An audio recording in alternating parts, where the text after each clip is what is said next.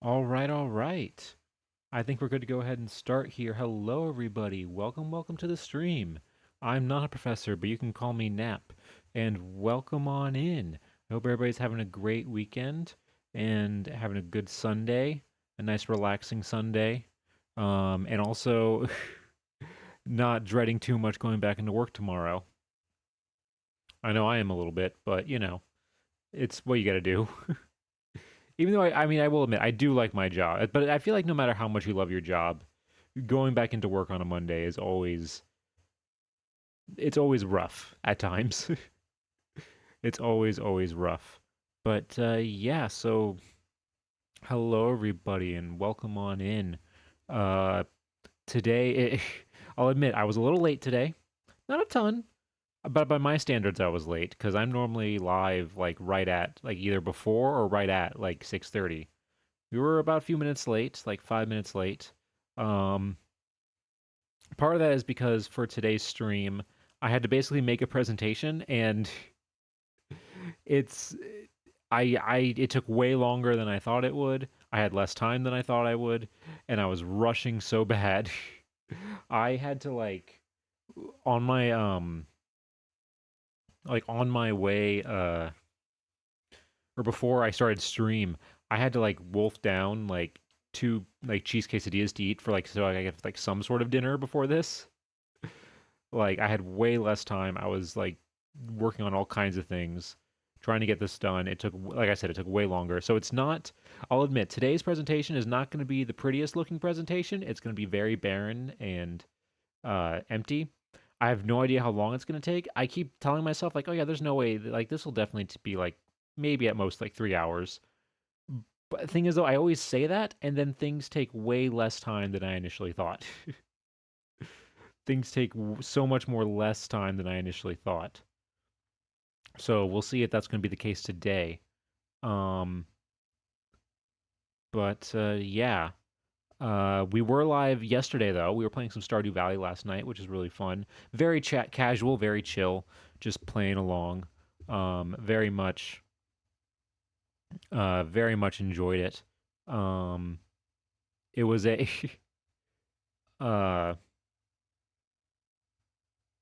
it was a very just relaxing. And we're almost done with the community center.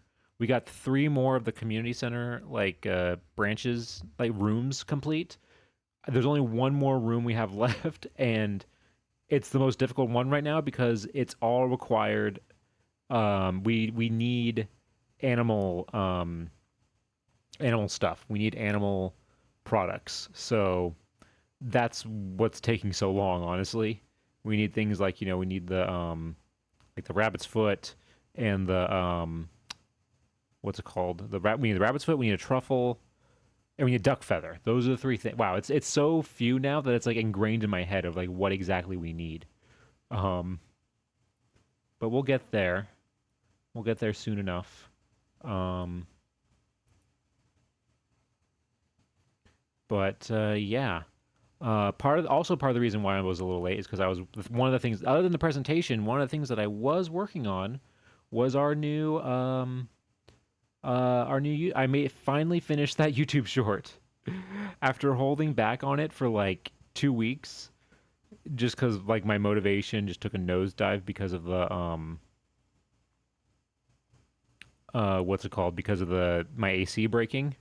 And so I had like my apartment was so hot that I had no motivation to like work on anything, and so I had to make that basically I had to make that work. Um, but uh, but I finally finished it, and it's up right now. In fact, I'm gonna put a little thing in the chat right here and make it a pinned message. Uh, Hold on.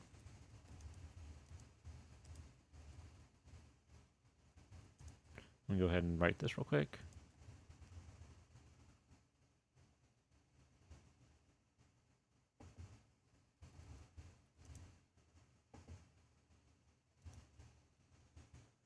Okay. Uh, let's put. Hold on. Let me add.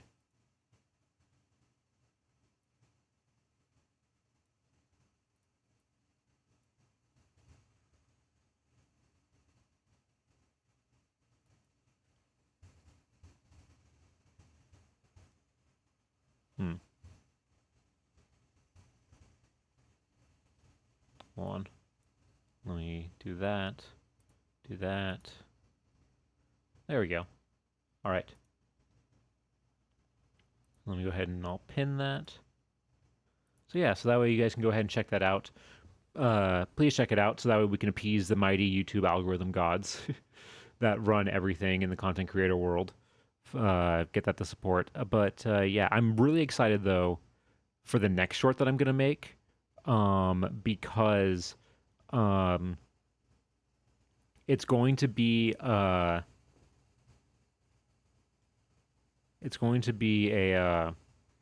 related to like two stories that like I'm really passionate about, like two stories that were super cool and super interesting, that I was really passionate about, um, and they also play into the next story after those two as well. Um, so yeah, it's gonna be insane. And it's gonna be really really cool. We're also with this YouTube short, we're over halfway through. Um, we are officially halfway through making um, making YouTube shorts for everybody in that photo. We have displayed 12 people so far out of the 24, so we are officially halfway there, which is crazy.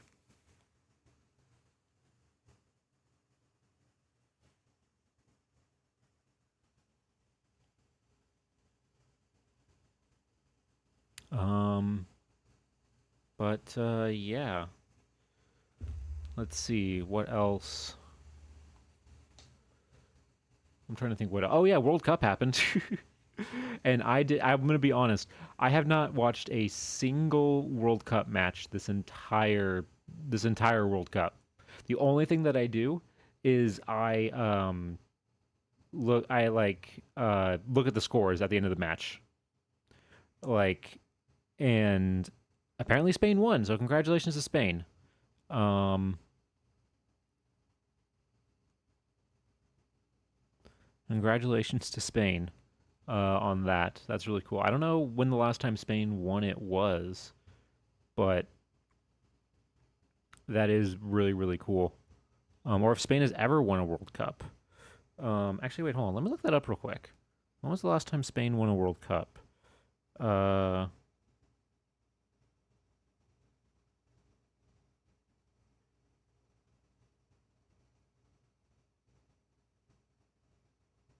let's see.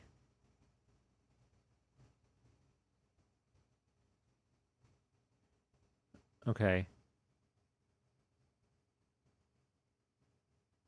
Okay, so they did win. They did win in 2010. Okay, so they won not super long ago, but still, okay, they've only had two wins ever, which is cool. Um, but yeah. So, but yeah, I just can't. I'm gonna be honest. Like, I'm not. I'll admit I'm not a big sports guy to begin with, but to me, in terms of watching it, soccer or football is like one of the most boring sports to watch. I don't know. I just can't get into it. I can't get into a sport where it's very common for the score at the end of the game to be 0-0. When that's like a fairly common occurrence, I don't know. I just can't get into it. It just comes off as very very boring to me personally. But hey, to each their own. And congratulations to Spain again. If anybody from Spain is watching, congratulations. And anybody from Argentina, I'm sorry. And anybody from England, that's hey, you at least got third place. That's something. I will admit, this entire World Cup, anytime England like did well or was like going up the ranks, the only thing that comes into my head is that clip of the guy who like is eating the microphone with it and saying the "Come on, England," and then just like eats the microphone. I I don't know. It just kills me every time. That's what I think of every time I like see people like cheering for England. That's what immediately comes into my head. All right, though. Let's see here. Trying to think if there's anything else. We will be streaming on Wednesday. I think I have an idea of what we're going to do on Wednesday, but I make no promises. I think I have an idea. And we'll just kind of see how it goes from there. And then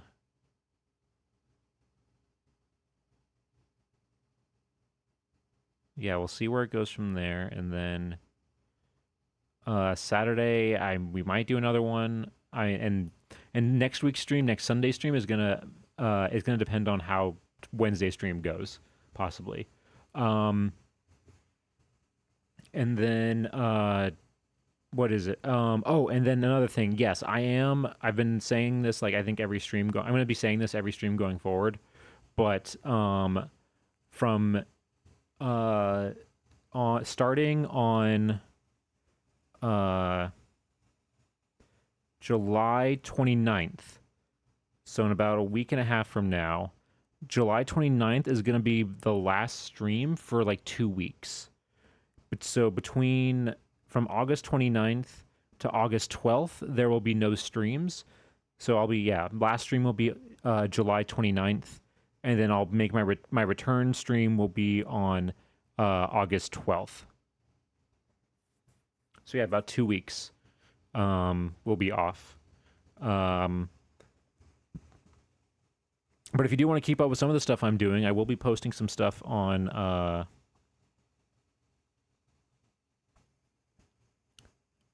some stuff on my Twitter. I'll probably be posting some updates and things on there.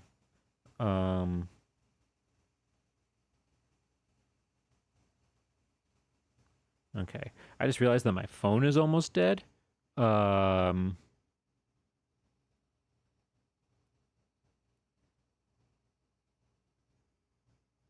Hey, Soul. Hello. Welcome on in. Winter retirement stream. Hopefully no time soon. Not planning it anytime soon. That's the that's not in the cards anytime soon. Just a little bit. All I'm doing is taking a little bit of a break, a 2-week break, and it'll make sense when I get back. I'm not going to say what I'm doing yet, but it'll make sense when I get back.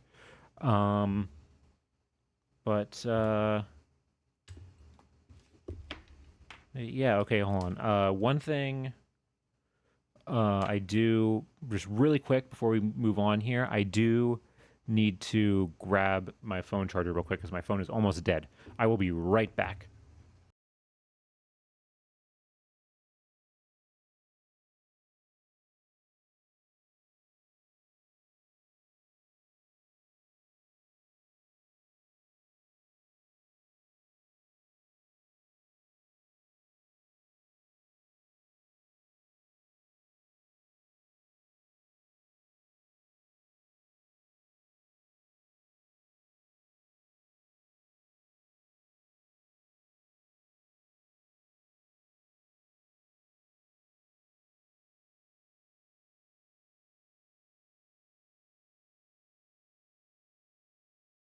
All right, there we go. I am back. All right, so before we get into our presentation, we of course have to do our daily games. So let me go ahead real quick and transfer on over here to our board here, and we're gonna start with a quick game or our quick daily game of Anthropium, and then we'll get officially into the presentation. Like I said, I have no idea how long this presentation is going to be. It's going to be mostly me just like yapping the whole time, very rambly, but you know what? We'll see how it goes. So let's go ahead and let's get started. Ooh. Okay. This looks Hindu.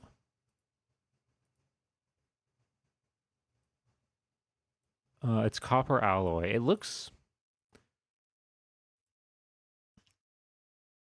a bit more modern. It doesn't look ancient.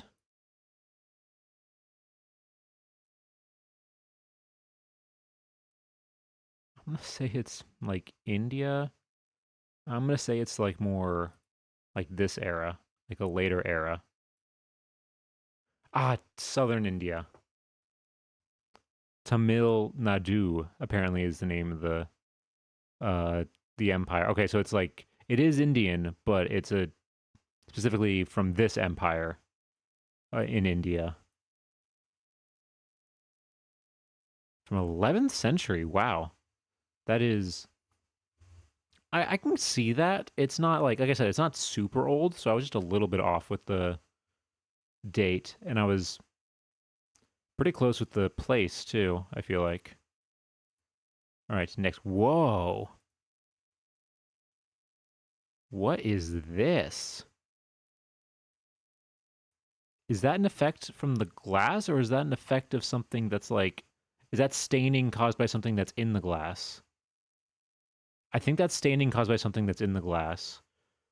Wow, we got gold and we got, hold on, agate.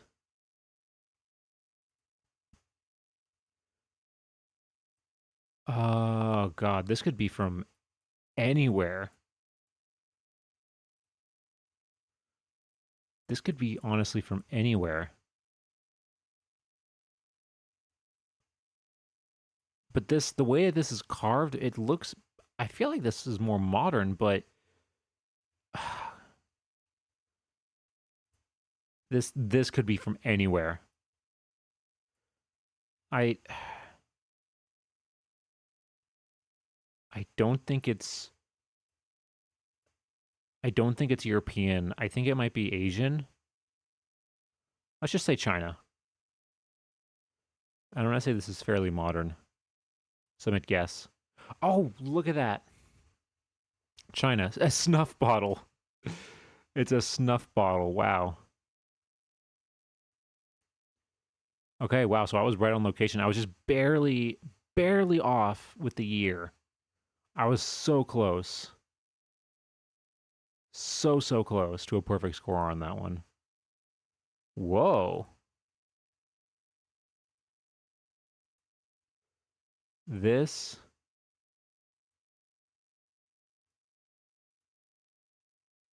Oh, that's a horrible photo. I thought it hadn't loaded properly. That's just the quality of it. Okay, that that I love this face. That's really funny. Uh, is it a maraca? Because it says here wood, pebbles, and polychrome. I think this is a maraca.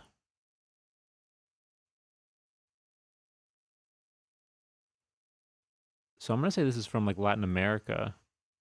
Although they do have like maraca, like things in other countries, but I feel like, and also like I feel like the design of the face looks more like Latin America. Should we just put it in Mexico? I'm gonna say it's like fairly modern. Oh, it's not. It's Native American. It's whoa. Okay, were we just barely off? No, we were within the year. We were inside the range of the year. It's just that we were off by the location. I kind of see it now. It does kind of remind me now that I'm looking at it, and now that I know that, it is kind of reminding me of like the um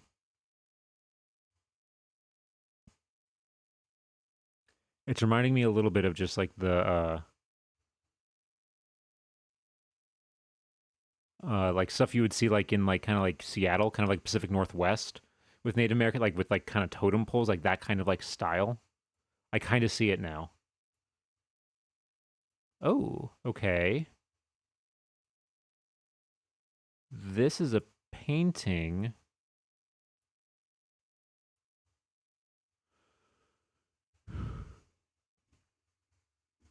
This is a later painting, specifically.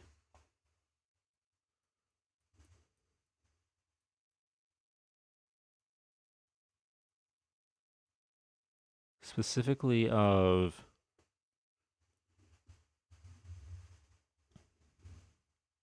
looks like possibly like Ottoman maybe.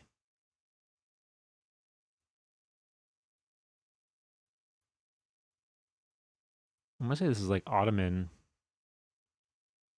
I'm gonna say this is from like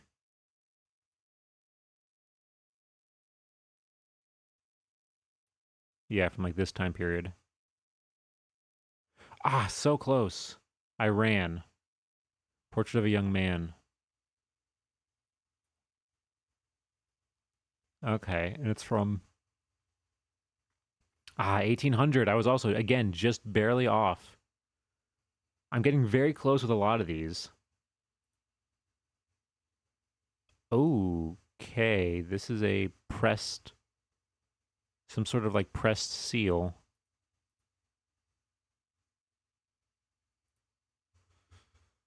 This is not helpful at all.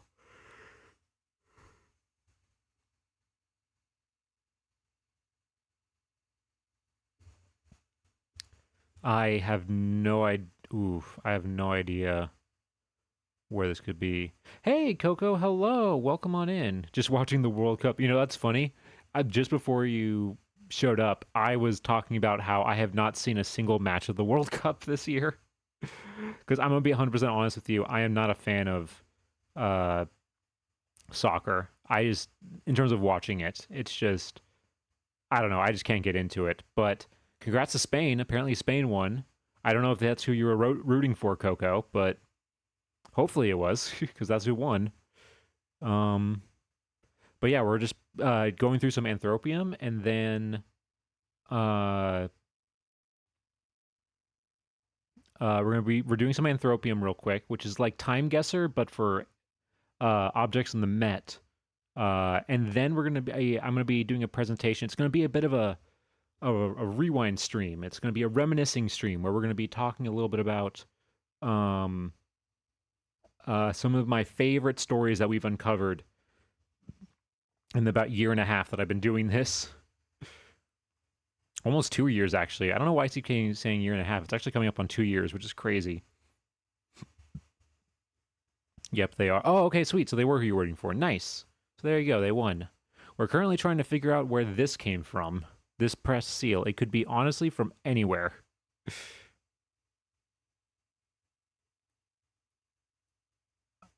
But I'm going to say like Greek or Etruscan.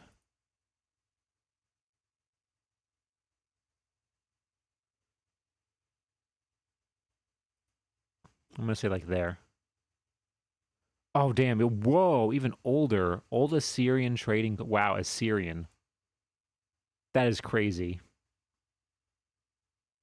I was way off with this one. This one is going to be the one I think that really screws me over. Yeah, it is a really cool flower. I like the design. At first, I thought it was like a starfish. Then I realized, like, no, that's a flower in like the center. But yeah, so it's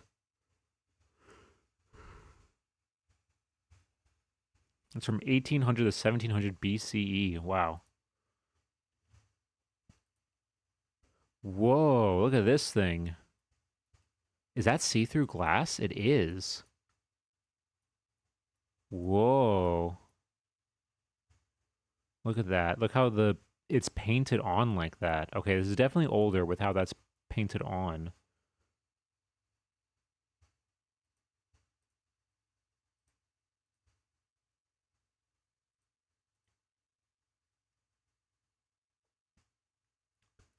This is giving me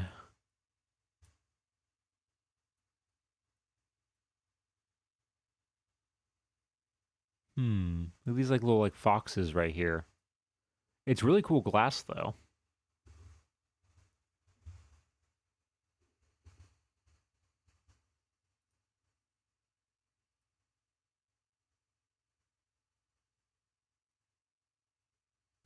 I'm gonna say this is also like maybe Middle Eastern. Or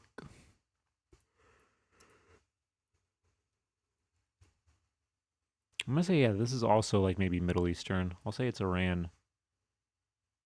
And I'll say it's like maybe like this era. It could be Byzantine. Egypt or Assyrian. Oh, whoa, it's way later than I thought. 1300. 1300 CE. Long neck bottle. First half of 14th century. Huh.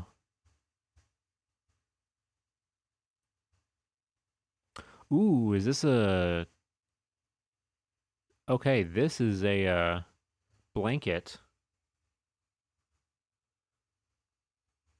Or a rug. Not a blanket, it's a rug. Probably, if I had to guess, probably from China. And this guy has a gun. So it's definitely later. He has a gun.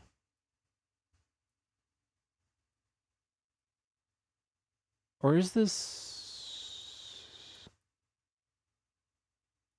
Or actually, maybe this isn't China. Maybe this is like India? Tibet?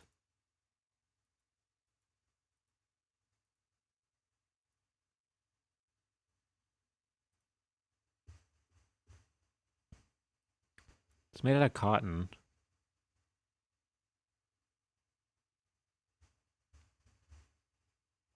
A gun, how dangerous? I mean, honestly, these types of if that's the type of gun that it looks like, that's like a very like you get one shot and it takes you 5 minutes to reload. It's more dangerous, I feel like, as a club than like a firearm.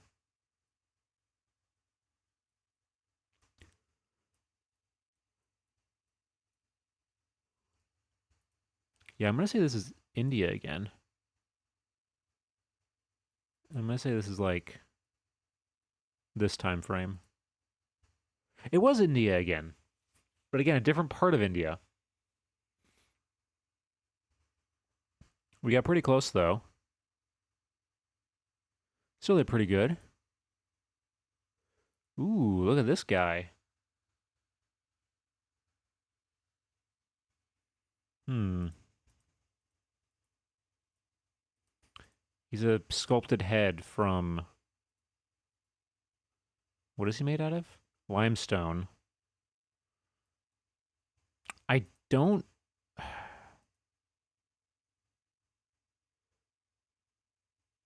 I don't think he's Roman. I think he's more medieval, honestly. The style of like the hat and everything and the beard like this and with the way that the hair is done here, this is making me think it's possibly more medieval. I'm gonna say this is like France. I'm gonna say like here. Make guess. Boom! Look at that. Perfect. Perfect guess. It was French. Limestone head of. Oh, it's Joseph apparently. Huh.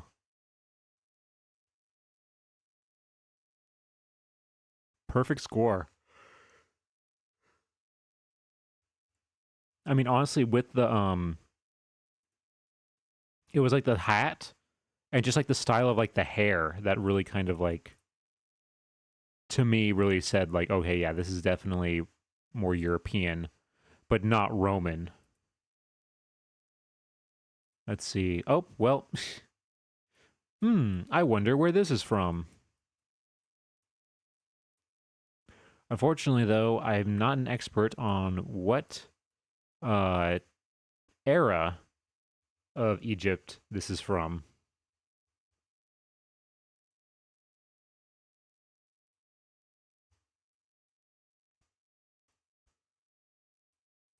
So at least we know it's Egypt. I'm gonna say it's later. I'm gonna say it's about like here. Every time I think, because my initial thought was like, oh, it's gonna be, it looks more like kind of rougher, so it's not gonna be like the later. Oh wait, no, look at that bowl though. That's definitely like like a Potomac like Greek style like draw like bowl right there. Now that I look at that, because I thought like, okay, this looks a little bit rough. It doesn't look like prime Egypt like true ancient Egypt hieroglyphics. So I thought like, okay, maybe these are like early versions of it. Nope, it's actually really old versions of it. That's my problem is that I keep thinking that like, oh, uh I keep thinking that like, oh, it looks rough. It must be newer. And every time I've thought that it's actually older. I can't win. Basically, what I'm saying is that I can't win. Oh, okay. This is leather.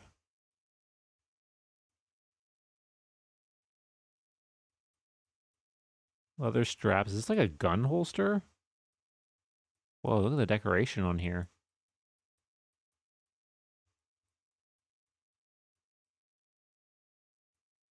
And look at these flowers. I think this might be from Asia.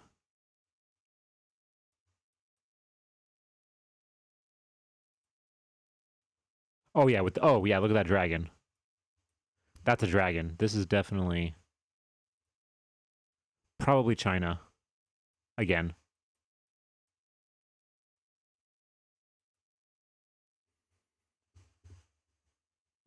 And with that type of leather work, I'm gonna say it's more later because leather work does not last that long, or at least in that good condition most of the time. Oh, Tibet. It wasn't just China, it was Tibet.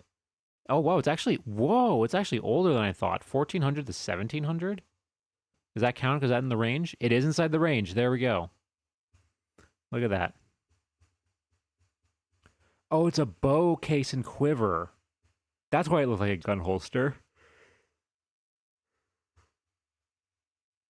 It's not for a gun, it's for arrows. That's what this is. All right. Okay, there we go. Top 13%. That's pretty good.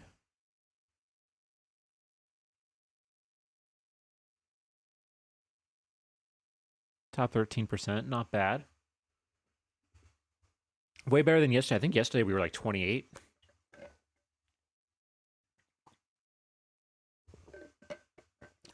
I have gotten top 1% before, which is crazy. I've gotten top 3, 2, and 1% before. But I think I was just really lucky on those days. But yeah, on this one, the years for the offering table screwed me. And yeah, this one, the location kind of screwed me. And same with this one, the locate or the distance screwed me.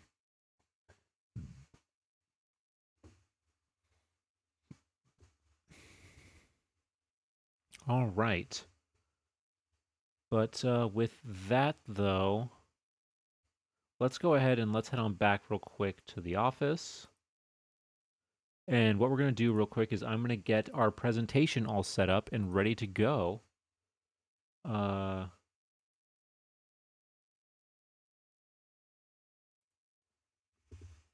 so let me go ahead and do this real quick.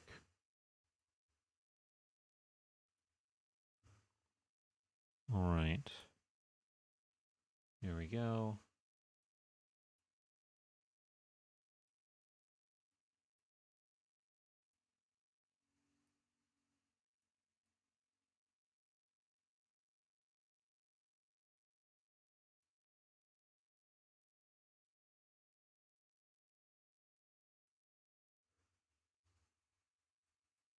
Okay, and then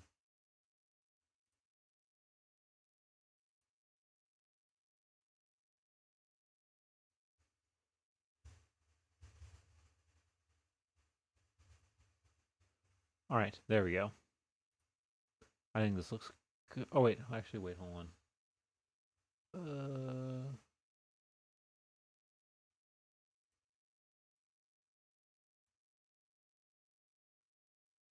There we go. Okay, let's go ahead and transition back here. I think this looks good. All right.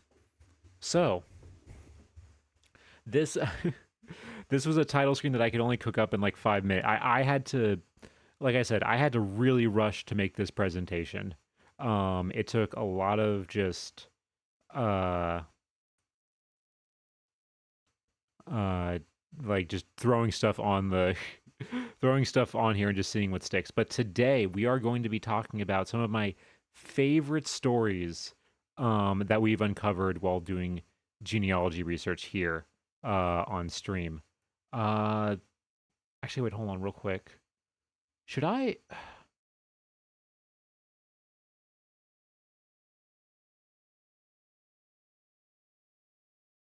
Here's the question. Should I change is this more of a just chatting stream or is this would this fall under reading and writing?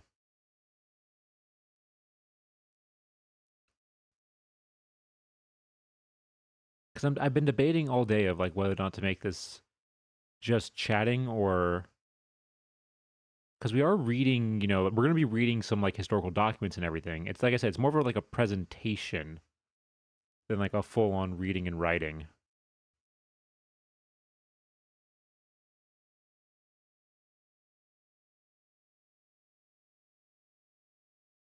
Mm,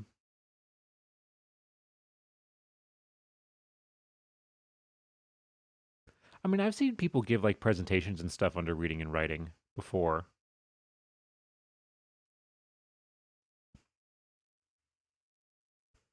So I think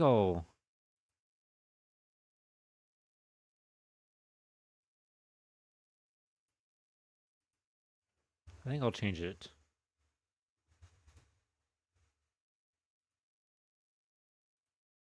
All right, there we go.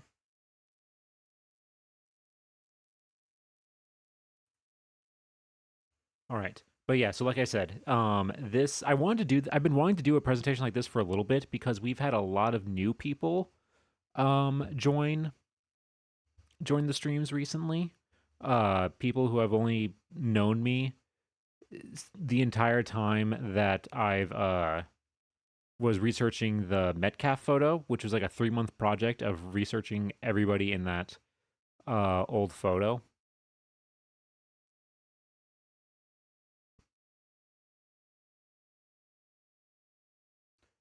And because of that, I kind of wanted to go back and kind of just like revisit and show some of the people, like things that we found, some of the cool things that we found before, because we found a lot. We have found so much really cool and really interesting stuff on these streams. Like it's insane. And it was honestly really cool going back and like looking through some of my old like full because I the way I have it set up is that like I have each person I've researched has like a folder on my computer. And it was cool to go back and just like revisit some of these because I haven't looked at some of them in like probably a year. And it was just kind of like reminiscence of just kind of like, and then things kept calling back. It was like, oh yeah, I do remember that, and oh yeah, I remember that stream, and I remember researching that thing and doing that stuff. It was really really cool. Um,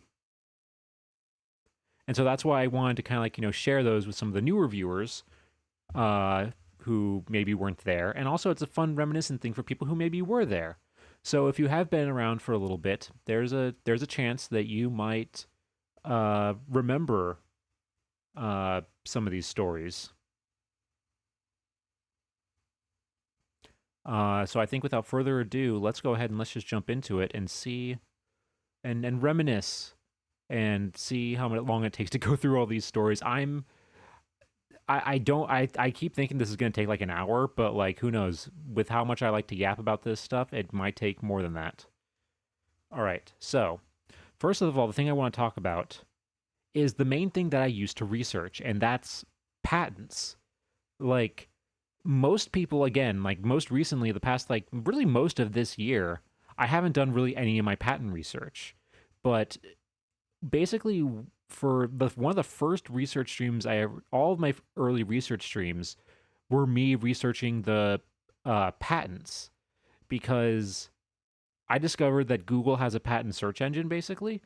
And when you search random things on that patent search engine and you put like, say, like, oh, like if you search for like bed, between like the years 1900 and 1910, sometimes you get some really interesting and funny things.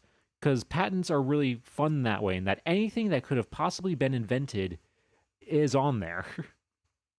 Anything that could have ever possibly been invented is going to be there, even whether or not it was ever actually made. Um, and with that, you get these like initially I was doing it just because I saw like just finding these like images. Some of them, as you can see here, are funny, and some of them are absolutely cursed and horrifying. Like especially this guy up here. He is absolutely just I hate his face so much. This one's also not doing great. A lot of nightmare fuel, honestly.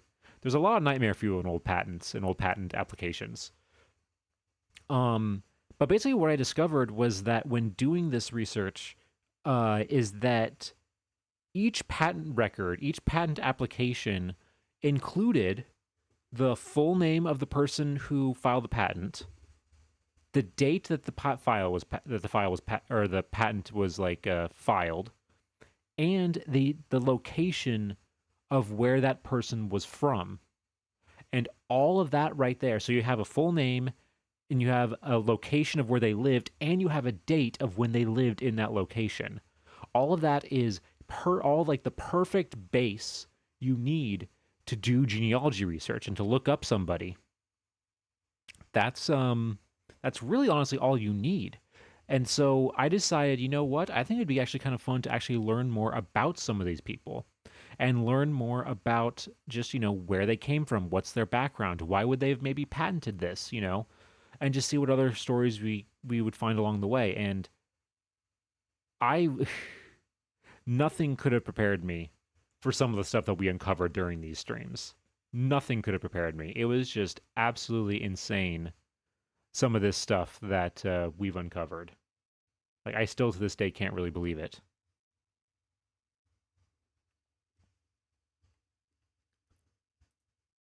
But yeah, these are just kind of like a few of some of my favorites you saw on there, and these two I think are probably my favorite things that we've ever found, because we found both of these things in the same stream. These two patents, we found them literally within like an hour of each other, and it was insane.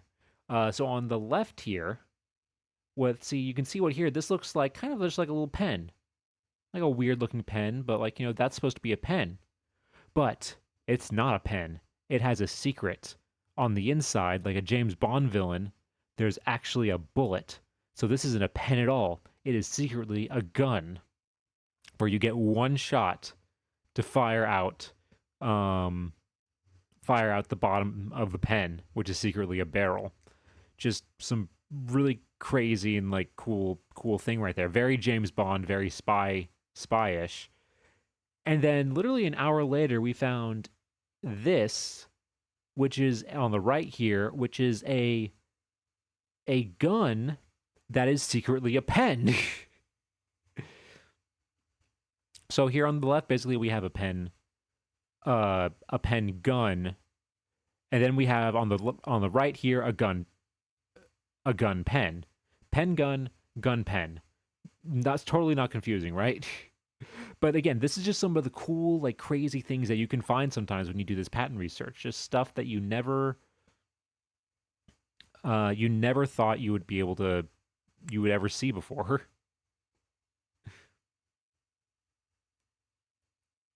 Oh, hold on real quick.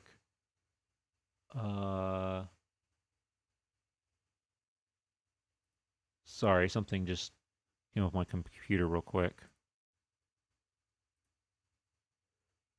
Okay, I think we're good. There we go. All right. But yeah, so that's why I love this one, is that like, that's kind of stuff. And of course, it didn't just lead to anything. It led to the discovery of our mascot. If we didn't do this patent research, Lewis would not be here right now, because that's what Lewis is. Lewis, as much as I do love the pen gun and the gun pen, Lewis is honestly the best thing to come out of this patent research. Because otherwise, we never would have found him. And we never would have had him, join our streams and everything. Now he's, just as much as part of the channel as I am, I feel like. Sometimes I feel like you guys like him more than me. In fact, let's get his opinion. Let's get his opinion real quick. Hey Lewis, how do you feel? Hold on, wait. How should we ask this?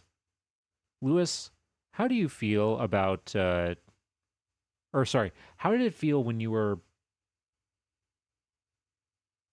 How did you feel when Lewis? How did you feel when I found you and decided to make you our stream mascot? This is low key Bridgerton coded. Yeah, we just like in Bridgerton, which I've totally seen. We saw each other and we fell in love. It was love at first sight. And honestly, not like all joking aside, it kind of like I saw this guy, and I was just like, oh my god, he's so funny looking. He's so silly. Like I have to keep him around. He's like perfect. Look at him. I mean, how can you not fall in love with that face? Look at that face. He's perfect. He's perfect. He can do nothing. He can do no wrong with a face like that. Absolutely no wrong. All right. So the way this is going to work is that I've broken this presentation down into several people that that we've researched, and this is just kind of uh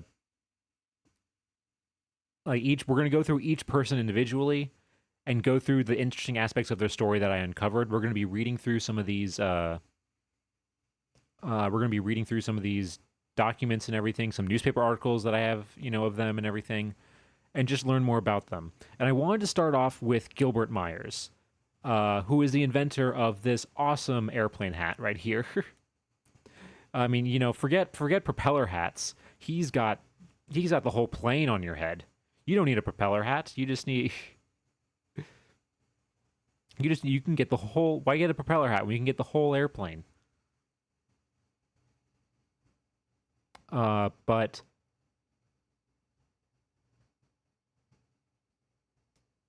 I wanted to start with him because he is the first person we ever researched on these streams. He is the first person we have ever researched.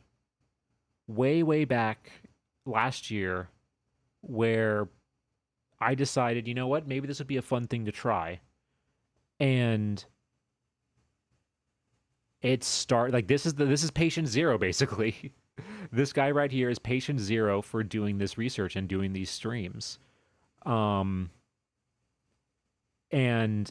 because of that, he'll always share a special place in my heart. Yeah, so to learn a little bit more about Gilbert, we do have to kind of read his obituary. So I'm going to go ahead and read through this real quick so we can just learn, because it basically sums up everything that we discovered about him when we were doing this research. So, he passed away, I believe, he passed away in 1947, if I remember correctly. So I'll go ahead and read this here. Myers services set Saturday. Longtime resident, veterans official passes at hospital.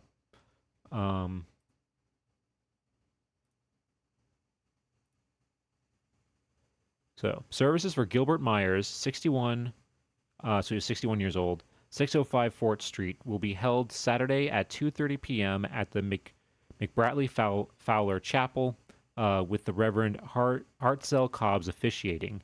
Interment will be at Morris Hill. Mr. Myers, a longtime official at the Boise's Veterans Administration and resident of Boise since 1922, died in the Boise Hospital Wednesday after an illness of 2 months. He was born December 14, 1884, at Bluestone, Kentucky, and was married on June 10, 1920, at New York City. His wife preceded him in death on January 1st, 1945.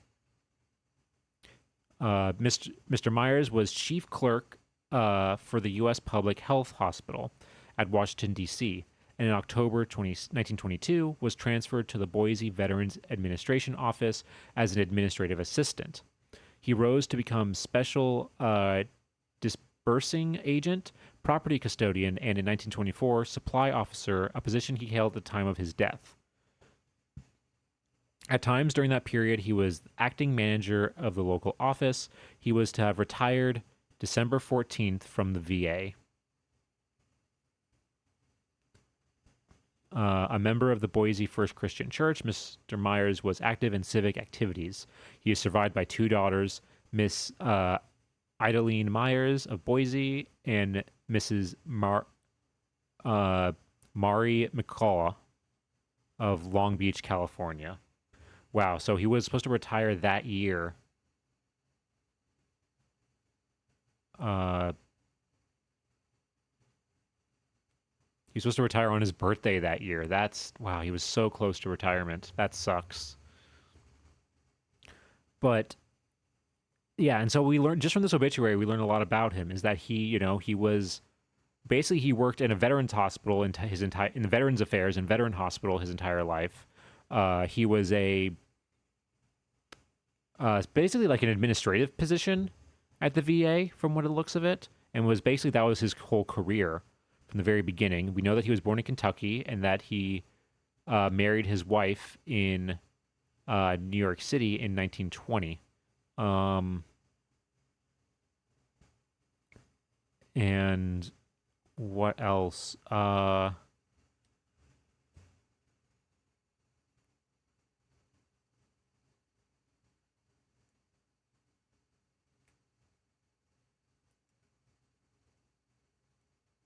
Trying to think if there's any. Oh, okay. So something else that another reason why I also really like when we researched Gilbert was because when before that, but when I was researching Gilbert, I discovered that I decided to try do a trial for Ancestry because before I was using I was basically using the early version or the like a more restricted version of Ancestry and newspapers.com that was through a local library.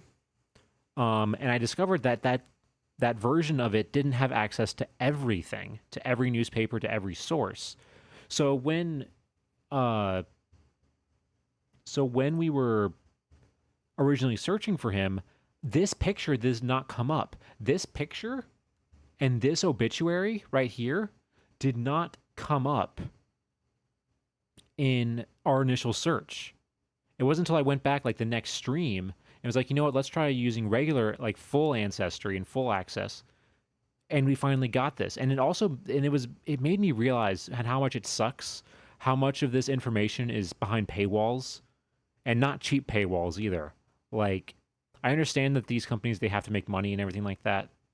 But sometimes information, like I'm a big proponent of freedom of access to information, and I can understand again that I understand they have to make money into order to maintain everything, but I really feel like they need to bring their prices down so that more people can access this information and just overall do better and just learn more, because otherwise we wouldn't have been able to find any of this. All right, but it wasn't just Gilbert though that we discovered a really cool story. We also learned about his wife, Hilda. Now, I'm going to go ahead and read her obituary. She, as it said before in Gilbert's, is that she died 2 years prior. And we'll see a little bit real quick and just learn about what her story is, because her story is honestly insane. So, the virus heroically contracted 27 years ago by an Army nurse in World War I this week proved fatal to Miss Hilda Lucas Myers of Boise, a woman whose career should be an inspiration at a time when a draft of Army nurses may become necessary. Mrs. Myers, an immigrant English girl, died Monday of causes that could be traced directly to her service among stricken soldiers in 1918. But even though the experience left her with permanent disabilities, compelled her to abandon a professional nursing career, and caused her to come west in search of a more suitable climate, she had tried again to serve as a nurse in the present war. Military services for Mrs. Myers, who made her home at 605 Fort Street, were held here Friday auspicious of the John Reagan Post American Legion, of which she was a member. She is survived by her husband and two daughters, Adeline of Boise and Miss Mari McCullough of Long Beach, California. Born in Birmingham, England, Mrs. Myers came to this country alone when she was 16 years old in 1910. She joined relatives in Philadelphia, Pennsylvania, and was graduated from the hospital of the Protestant Episcopal Church in that city. When World War I broke out, she enlisted in the Army Nursing Corps and subsequently accepted the hazardous assignment that left her in weakened health for virtually the rest of her life. She was released from military service in 1919 and returned to England for a brief visit at her home and a rest. On her return to America, she again tried nursing, accepting a post with the Veterans Administration at Polyclinic Hospital in New York City. But poor health finally forced her to retire altogether in 1920. Miss Myers came to Boise in 1922 with her family.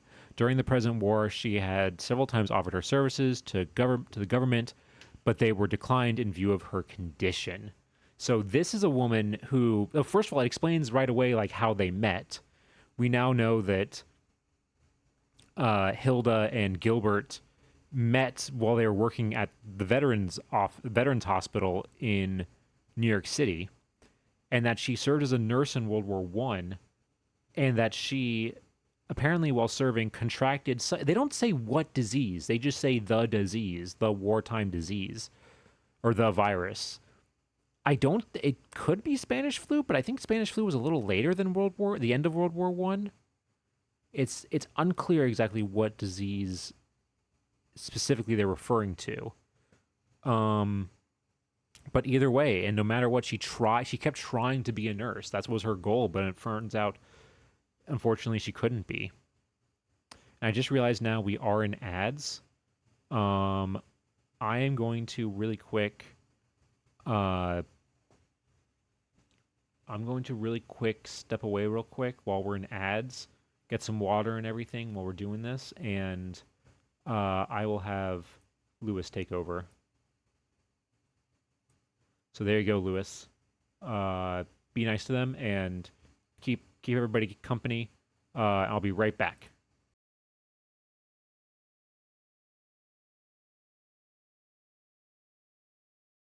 This.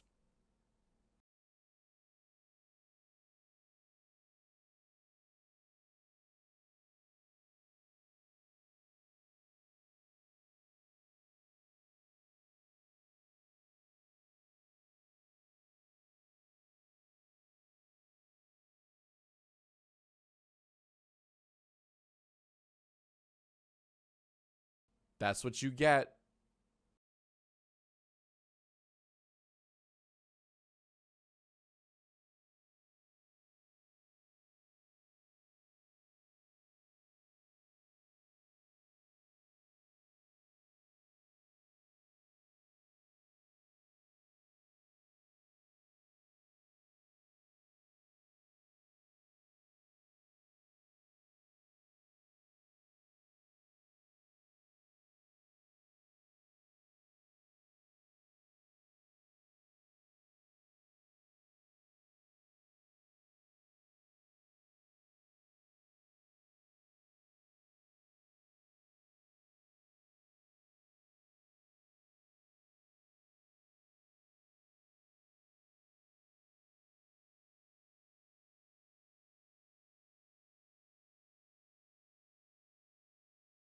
World Star.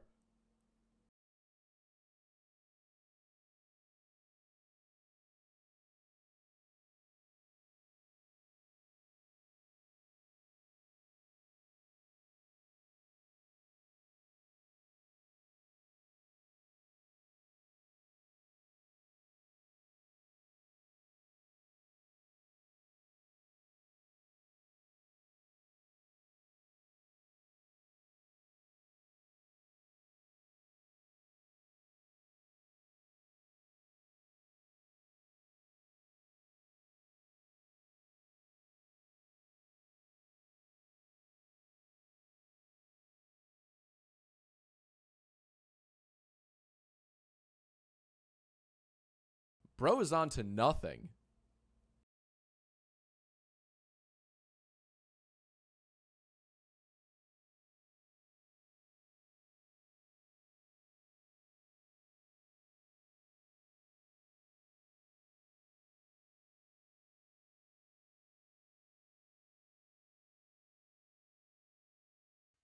All right, I am back. I hope Lewis didn't. I see that the ads are done, and I hope Lewis didn't say anything too crazy. Go ahead and shrink it back down here. But anyway, as we were saying here with Hilda Myers, is that one, it's an incredible story of like, again, someone who, truly sacrificed themselves and their entire like future because of this disease and everything that she had. Um, when to help people as a nurse, in the war. And also, like I said, it reveals how how her and Gilbert met each other because they were both working in the VA hospital in New York City. And, again, showing her like perseverance of like how even as late as, because this is during World War II when this happens, that she still tries to like help people. She's still trying to volunteer her services, but unfortunately, just because of her condition, she couldn't. And I wish we did know what she had.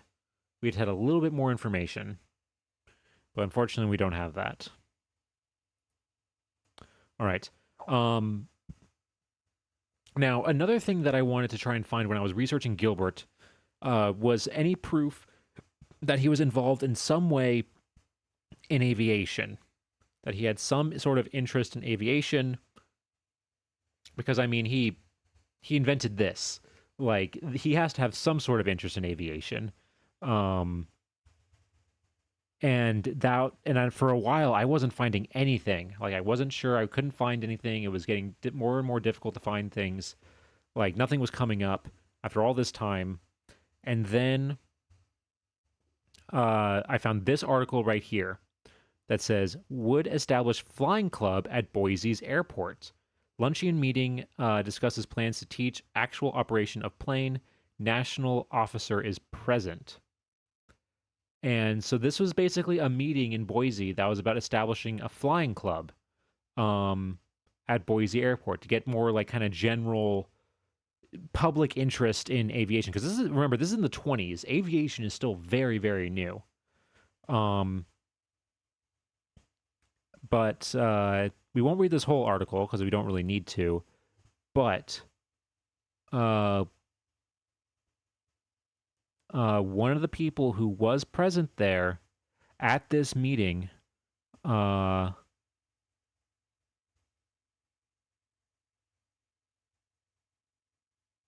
was right here. Gilbert Myers. He's right here at the bottom. Gilbert Myers. When listing all the people who were attending, Gilbert Myers was at this meeting. So my personal theory is that he attended this meeting and for maybe like an event or something like that or some sort of like aviation thing, he invented this as like maybe like some sort of like promotional thing for the flying club. I have no proof of that, but that's just my personal theory.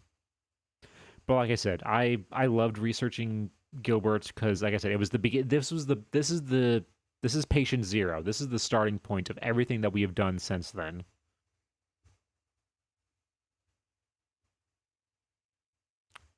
And then also, also with when doing this research, it was also our first time of finding somebody who was arrested, but not the last. We'll see plenty of those today.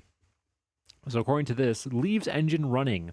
Gilbert Myers was arrested by the police department on a charge of leaving his motor engine running unattended.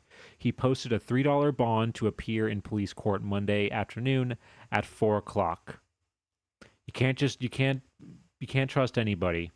Here I am speaking all this praise to Gilbert Myers, and how could we have known that he was such a hardened criminal of leaving his engine running unattended?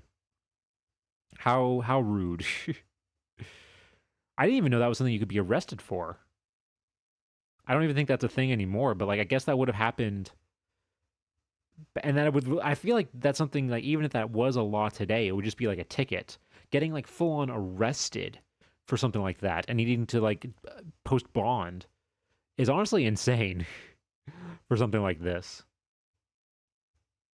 All right. So that's Gilbert Myers, and now we are moving on to Bjorn Foss. We are moving on to Bjorn Foss, and we are starting uh, with his patent here.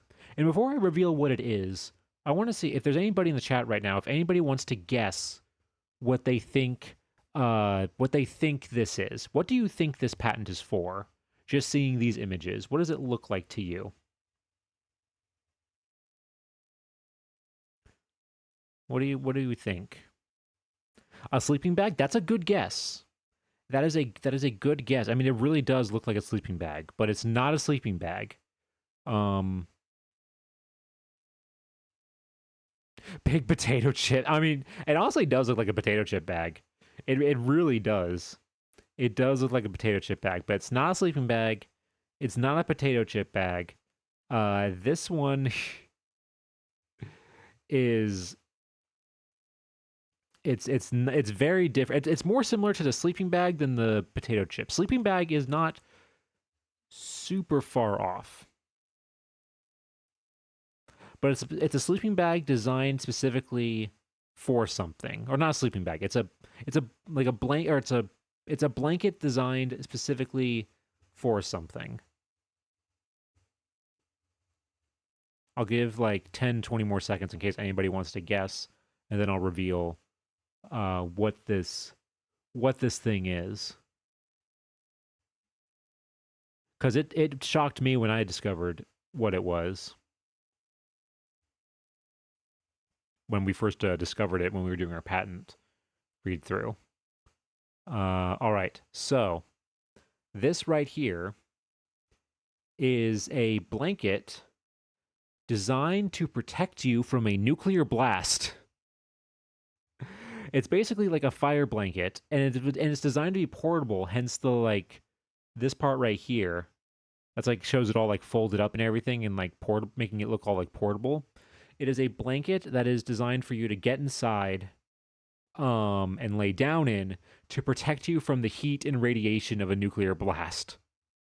Which, yeah, sure, maybe it will protect you from that a little bit, but it's not going to protect you from the blast part. Sure, you might be protected a little bit from your body and everything, but you're going to be, destroyed by the shockwave of the blast. It's just so it just really represents how crazy things were during the Cold War in like the 50s and stuff like that, where people were doing stuff like this, just selling and advertising stuff like this. So this was invented by a man named Bjorn Foss, and while this is what, again, a really fun and like interesting like patent and everything, what really shocked me was what one of the first things we found for Foss was a census record, a 1950 census record, which was around the time that this patent was filed, because this patent was filed in 1951. And what was interesting was when looking at the census record, it revealed what Bjorn's job was. Now, what type of job do you think somebody who invents something like this would have? What type of, job what kind of field would somebody be in that would lead to them creating this? Maybe they're in some sort of, protective, creating like safety equipment or something like that type of field. Maybe they're in atomic or like nuclear, engineering, or mechanical engineering in that sense. Or maybe they could be somebody in fashion design, like they're in like fashion or in some sort of textile background, some sort of career involving textiles. Well, I was shocked to learn that Bjorn is involved in none of those things. In fact, at the time of him doing this, he was a film executive at the 20th Century Movie Studio. That's right. This thing was invented A blanket designed to protect you from a nuclear blast was invented by a film executive. By a film executive. It it's insane. You never like this is like this one I remember so clearly, like discovering this and just being like, I think there's a clip of it on my channel of me just being like, what he he does what it, like there's no way that like a film executive invented this, but it turns out that's the case. It was like it was the first, I think, true example of realizing we have no like. I think this was the stream where I realized that like, oh, there are stories hidden in these things. There are stories hidden in these patents. Like things like obviously not every patent is going to have a cool, interesting, or unique story, but there are like it made this stream made me realize just what's out there, what's potentially out there for this type of thing. So here he is right here. That's him right there. That is Bjorn Foss. Bjorn Foss was actually originally from Norway. He emigrated from Norway to the United States in 1922. But before he left Norway, he was actually a semi-famous. Uh, he was specifically famous in an athlete in the ski jump.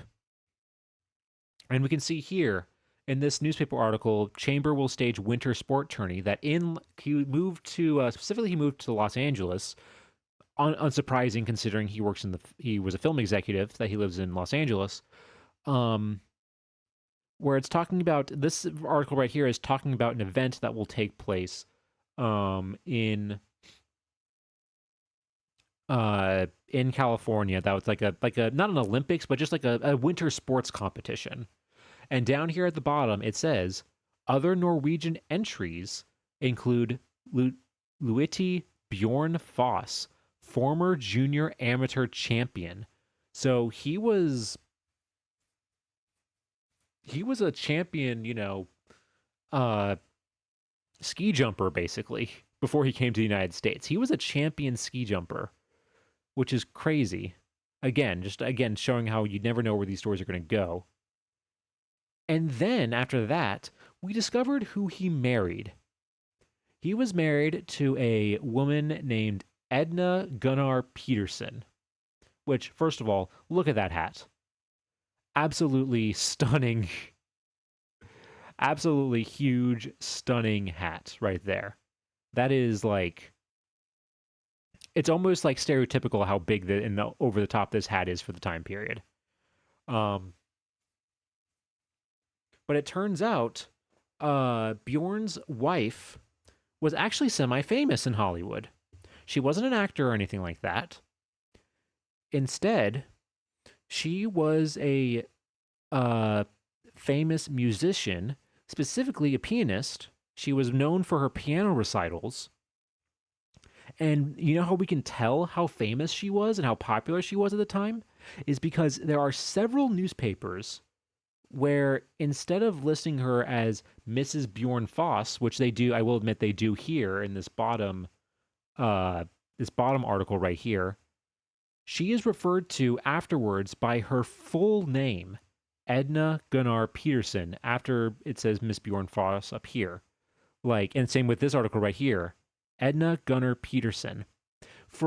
During this time, like one of the things that this research has taught me is that unfortunately, once a woman gets married, they like lose their name. They lose their identity and are only referred to under their husband's name, especially during this time period. Basically until like the 1960s, maybe even later. Like they are not even referred to by their first name. It's just Mrs. and then husband's name, even in articles where they're just talking about her. Like it's insane, and it is honestly very difficult at times for genealogy research to try and like find the right person. But again, the fact here in these articles that she's being referred to by her full name, her full legal name, really shows how popular and well known she was, at least in the Los Angeles like social circle. So yeah, if we read some of these real quick, we get a bit of an idea of what that was like.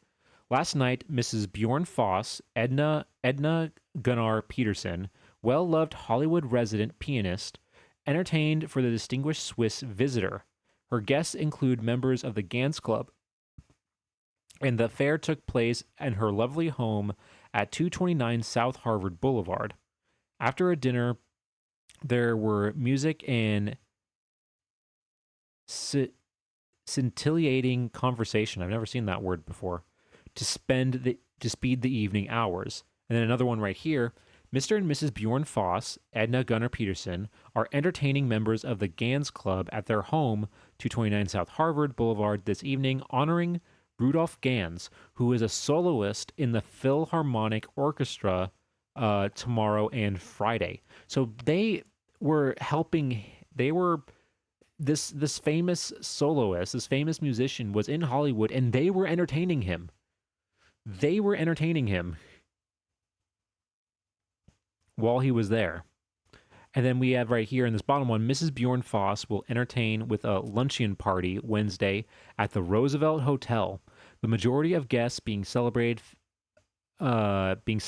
figures in the musical world. A musical program will follow lunch. Again, showing how kind of like prominent she is, that she's able to organize something like this, and at the Roosevelt Hotel. If you don't know, the Roosevelt Hotel, which still exists in Hollywood, is like famous.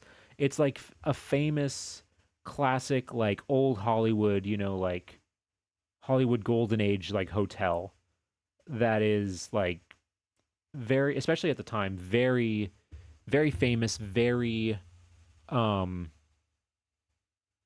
very well known, you know.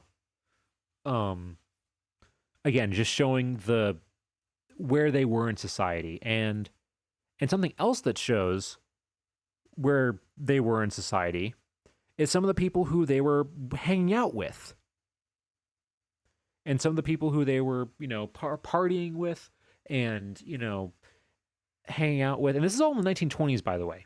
They are literally living the closest thing I've seen to like a version of like Great Gatsby.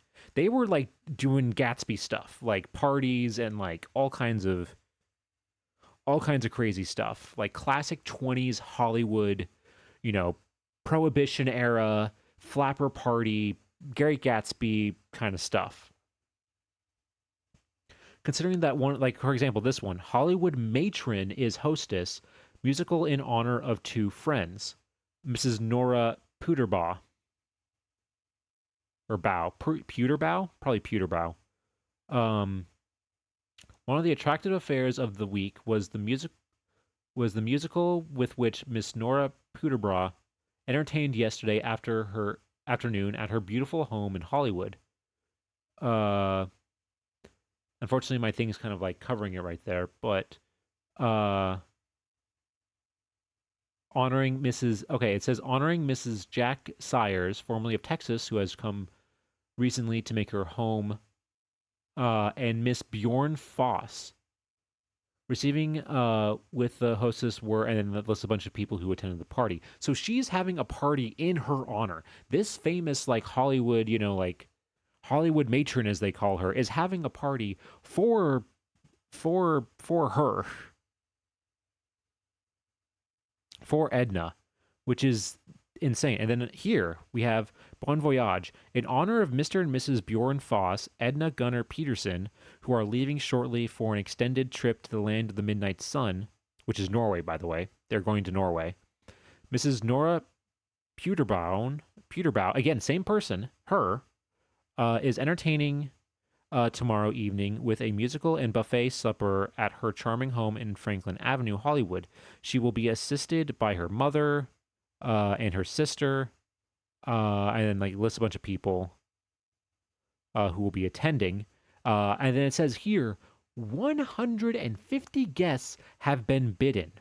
This being but one of the many delightful affairs given to honor of Mr. and Mrs. Foss before their departure.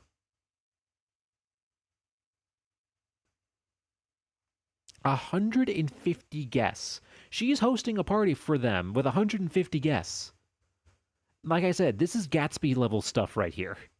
This is like Gatsby level classic old Hollywood stuff. It's insane. Absolutely insane. And then this other one right here, Sunday Night Supper. Mr. and Mrs. C.E. Stebb of South Wilton Place entertained very delightfully a supper Sunday night after the symphony concert in compliment to Edna Gunnar Peterson Foss. Again, full name. Full name in a newspaper like this. Pianist who was the soloist at the concert on that evening, and to her husband Bjorn Foss. Like it's insane. Like that she was the soloist at the concert, at the symphony. Showing again just how popular she was. And again, something else that shows their wealth is that they were part of this club right here, the Edgewater Club in Santa Monica. It's a place that boasts as being a beach which is really private, a clubhouse of which to be proud, members of whom you want to associate. And unfortunately, I didn't have room to put it on here, but Bjorn's name is on this list of like some of the people who are, some of the people who have joined the club. And to give you an idea, the cheapest memberships start at $400, and then they go up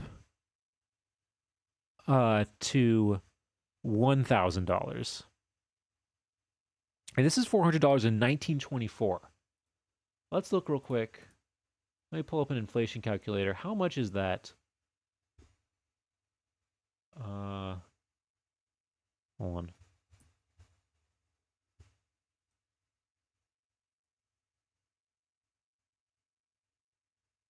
Okay, this is 1924. So what is $400 in 1924 today? So the cheapest option is $7,700 in today's money. Let's check out what's the $1,000 one.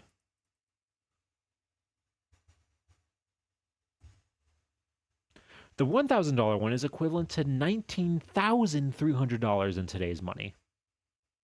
So these are the people that we're talking about here. These are upper echelon Hollywood high society in like old Hollywood 1920s.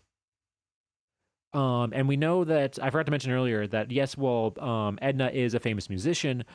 Bjorn was also involved in real estate and like banking. So that's where before he became a film executive. So that is where he made his money.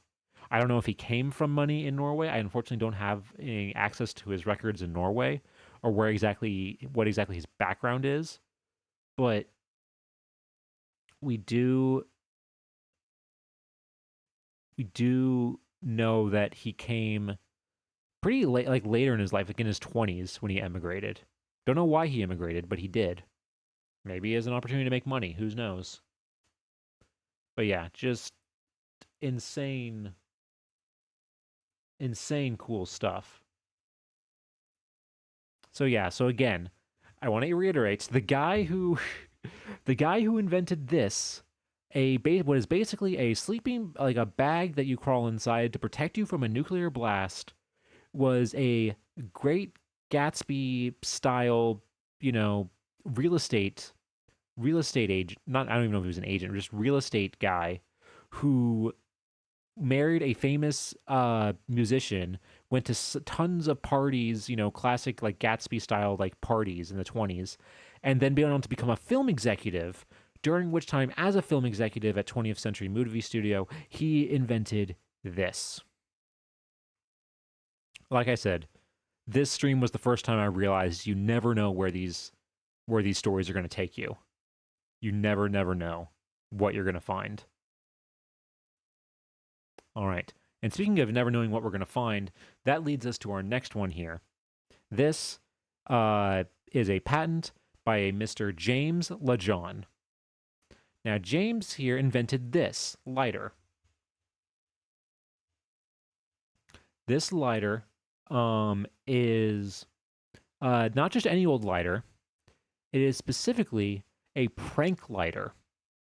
It is a prank lighter that is designed to be given to somebody, and then hidden inside the lighter is a little like kind of like pop cap, so that when you turn the wheel to turn on the lighter, it sets off the pop cap and makes like a loud kind of like bang noise.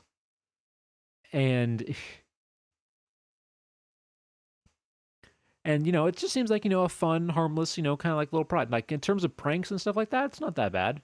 Might startle the person a little bit, but nothing too crazy. Um, so it seems all right. And when we started researching James, we found things that like you kind of would expect from somebody who invented something like this. We found that prior his most of his jobs, including when he was working as when he was working with that or when he invented that prank lighter, he was working mostly kind of like salesman, retail kind of jobs, like the salesman in a shoe store. He apparently owned his own cafe at one point. He was also a waiter at a restaurant at one point. And then here it says he's a sales clerk, but it says specifically own confectionery and business place. So confectionery back then is like candy store. So again, someone who works at and owns a candy store sounds like the type of person who would maybe create a fake lighter. And this was all fine and dandy. We weren't finding much. We know that he was married and that he had a son. Um and that they were originally from New York, upstate New York, and they later moved at one point to Erie, Pennsylvania. And it was when we were looking for him in Erie, Pennsylvania, that we discovered this. So I'm going to read this article. And it's okay. I'm just going to start reading it, and you'll see where this goes. Case involving Erie mayor goes to grand jury today. They spelled goes wrong, but we'll go with it. The case of Mayor Thomas W. Flatley, charged with accepting bribes, conspiracy, and violation of his oath of office in connection to an alleged gambling ring, is slated to go before an Erie County grand jury today. The grand jury so far has indicted 26 men, including former police inspector John Martin and ex-vice squad member Edward Camilli. The men were arrested in a weekend mass raid October 16th, which District Attorney Damian McClellan said cracked a $20 million a year gambling syndicate. The indictments brought against the 26 men include bribery and conspiracy charges. 10 more arrested in the raid face grand jury action, and 8 others await preliminary hearings. McLaughlin, a Republican, said he is rushing the indictments, which began Wednesday, so trials may start this month. Testimony is secret, but the district attorney said Martin testified yesterday, and secret tape recordings and movies of incidents before the raids were placed in evidence. McLaughlin said most of the gambling took place in cigar stores and shoeshine parlors. He said the alleged syndicate operated a pinball machine payoff racket and numbers lottery. Okay, I'm going to stop there because there's so much here we need to unpack. So basically, this is a bust, basically a huge citywide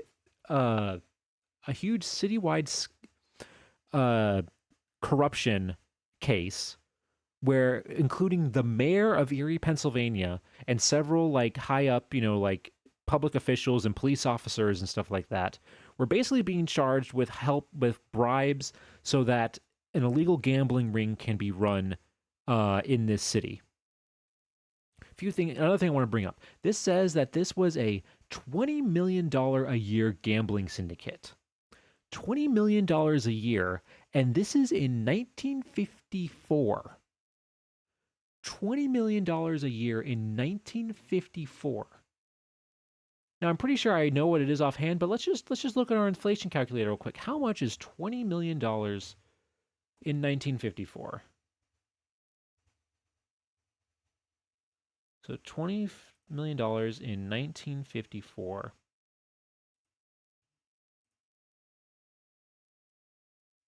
Oh, I couldn't. That's too big of a number. I got an error because that's too big of a number. That's what we're dealing with, people. Okay, hold on. Okay, I'll do 10 million. It says I can do 10 million, so we'll do 10 million.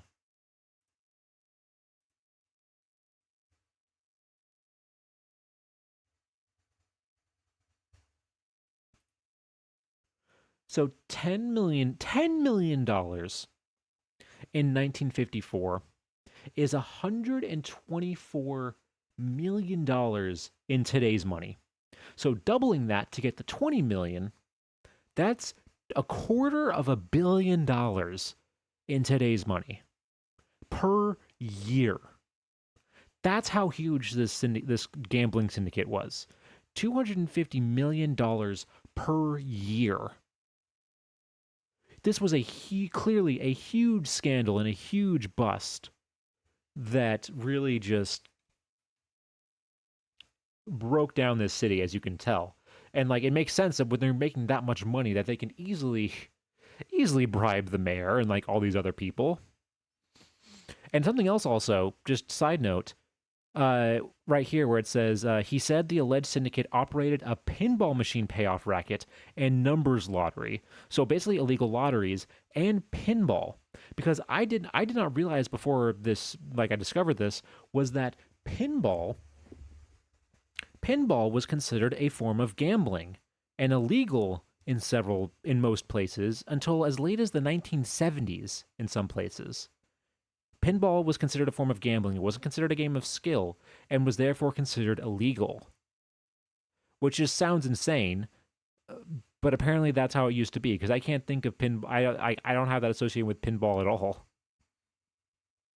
So you might be wondering, what does this have to do with our guy James LeJohn? Well, it says here, right here, that most of the gambling took place in cigar stores and shoe shine parlors. Well, guess who owned one of those cigar stores? We're going to go ahead and read this article right here. 3 more plead guilty to bribery. 3 more men have pleaded guilty to charges of bribery and conspiracy in an alleged $20 million a year gambling ring. They are Joe Luciano and John Kohler, operators of Sterling Enterprises, selling novelties, newspapers, and records, and James LeJohn, operator of a cigar store. This brings to 8 the number of people who have pleaded guilty or have been convicted on charges ranging from bribery to accepting bribes and conspiracy.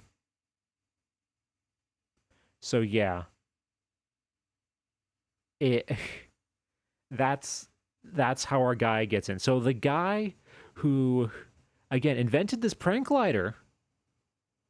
The guy who invented this prank lighter was involved in a $20 million a year gambling ring. Again, $20 million in 1954 money.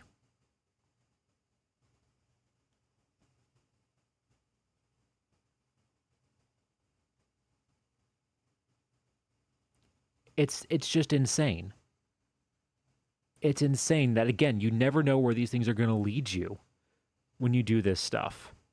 Like, it's crazy to think that like this all just started because I found a cool little prank lighter and we come across a giant conspiracy probe that revealed insane corruption in the city of Erie.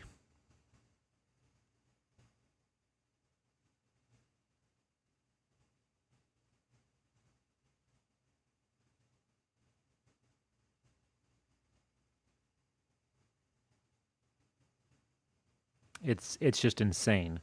So in here we also learned that he pleaded guilty. He pleaded guilty to bribery.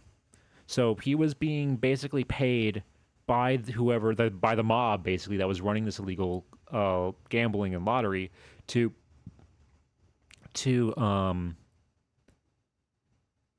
basically just make it so that that they can use his store. So it's not clear exactly how involved he was in this, like how super involved he was in this, but it's still crazy. it is still absolutely crazy that this is uh where we ended up. But it doesn't end there, though. So we see here that he was officially charged after this. He was charged with conspiracy and bribery, sentenced to 1 to 2 years in prison, and a fine of $500. And so he had to go ahead. So basically, our boy, James LeJohn, ended up going to prison. But not for as long as you might think. Because less than a year about a year later, this happens. Pardons given bribery group. 10 Erie County men freed of stigma on recommendation of board. Governor Leader, acting on recommendation of the State Pardon Board, today commuted the sentence of 10 men convicted in Erie County's bribery scandal. Commutation was refused to John Martin, convicted of bribery, accepting a bribe, and conspiracy. The commutations make those named eligible for parole. The commutations were granted to, and we have a few people listed here, and then right here, James LeJohn. Bribery and conspiracy. So basically, he was pardoned by the governor of Pennsylvania. He was pardoned for his crimes by the governor of Pennsylvania. And 10, not just him, 10 people from this case were given pardons. Now, I have no proof of this. I have no proof of this, but let's just say if I was in charge of a gambling ring that was making the equivalent of $250 million per year, I have a feeling it's probably not that difficult to get a pardon for people who used to work for you, to pull some strings and get some favors. Again, I have no proof of this. I have no proof at all that this is the case. But my theory is that it's very likely that this, was a case of more bribery and more corruption to get these pardons. I wouldn't be surprised.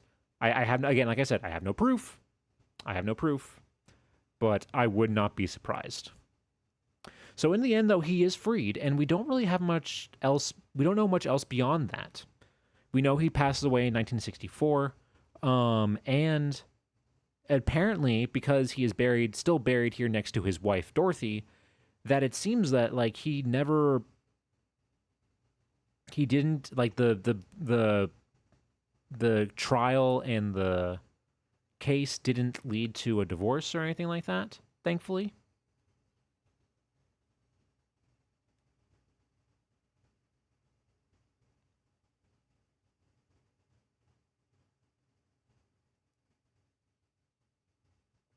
It's just absolutely insane, the stuff that you find in these things. But yeah, he seems like he very much just, he seems like he lived the rest of his life. He passed away about 9 years after he passed away 9 years after the trial and his sentence. So I have no idea what he did after that. Hopefully he didn't get in more trouble with the law. I hope he learned his lesson. But yeah, all right. So next we're going to be looking at another person who is very, very interesting. This is Robert Benning, who invented this object right here. This is basically a type of advertisement where it's designed that this face right here, is actually only half a face. There is a mirror. This side of this little thing here is a mirror that it reflects this side of the face, so that as this moves up and down, the mouth and everything turns to a smile and a frown based with the reflection in the mirror. And it's designed for advertising. And I mostly just thought it was funny because, look at this. Just look at this face. This guy has seen some shit. He's staring off into the middle distance and just doesn't know He's seen some stuff. So initially looking into Benning, it seems like pretty just normal life. Robert Benning. He was we know he was a surveyor and civil engineer in Los Angeles.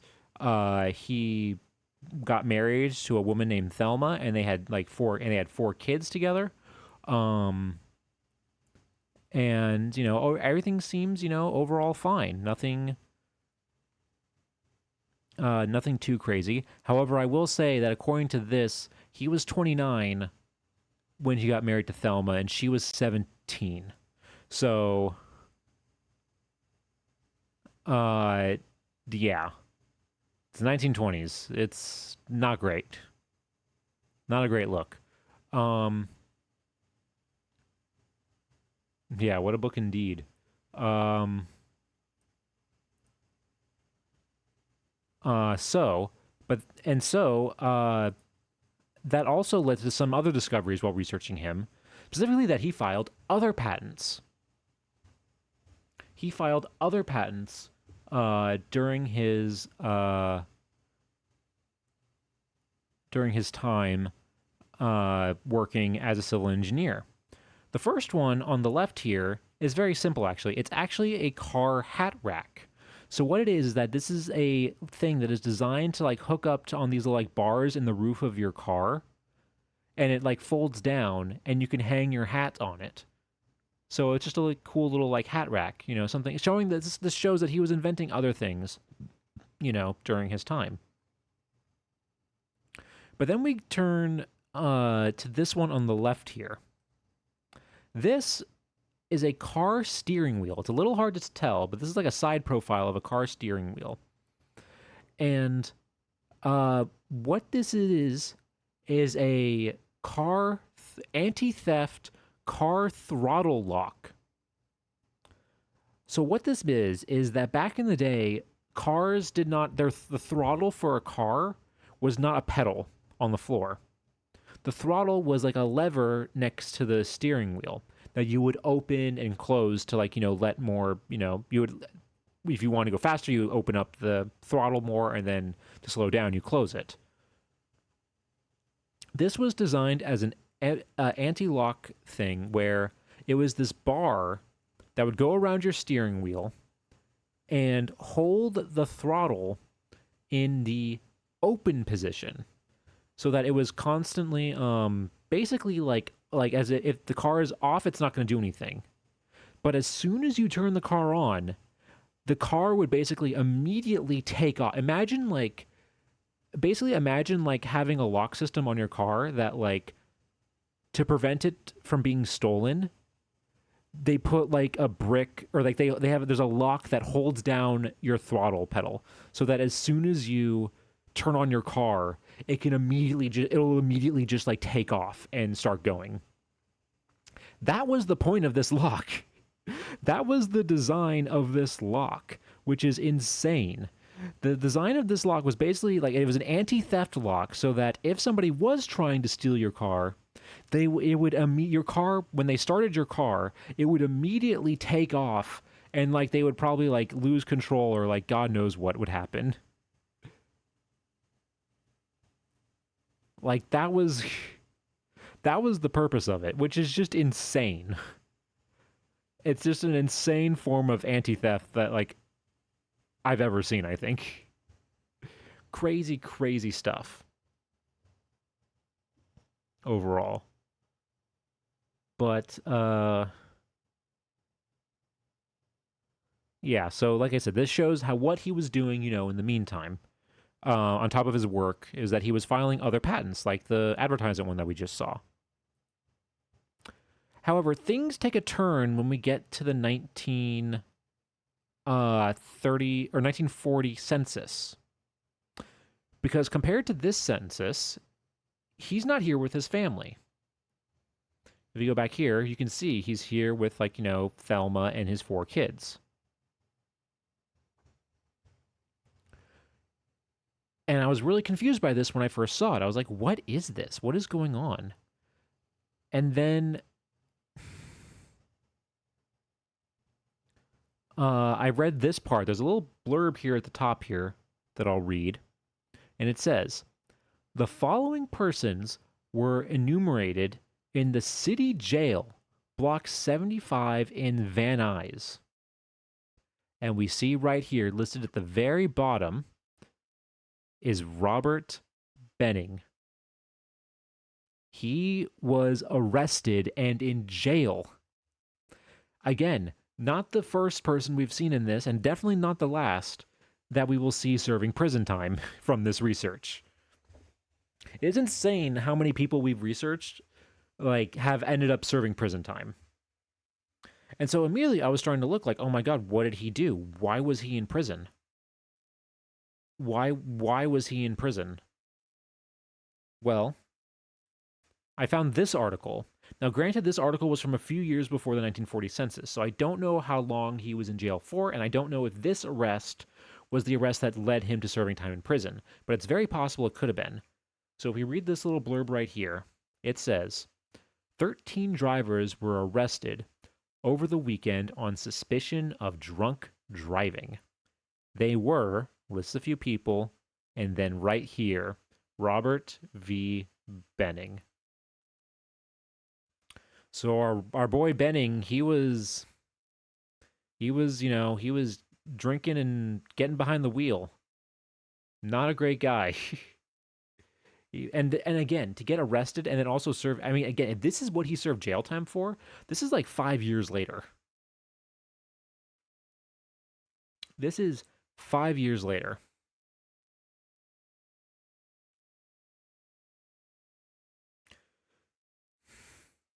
Absolutely insane. So either he was serving continuously from this arrest and until that, 1940, or he was arrested multiple times, which led to him serving jail time.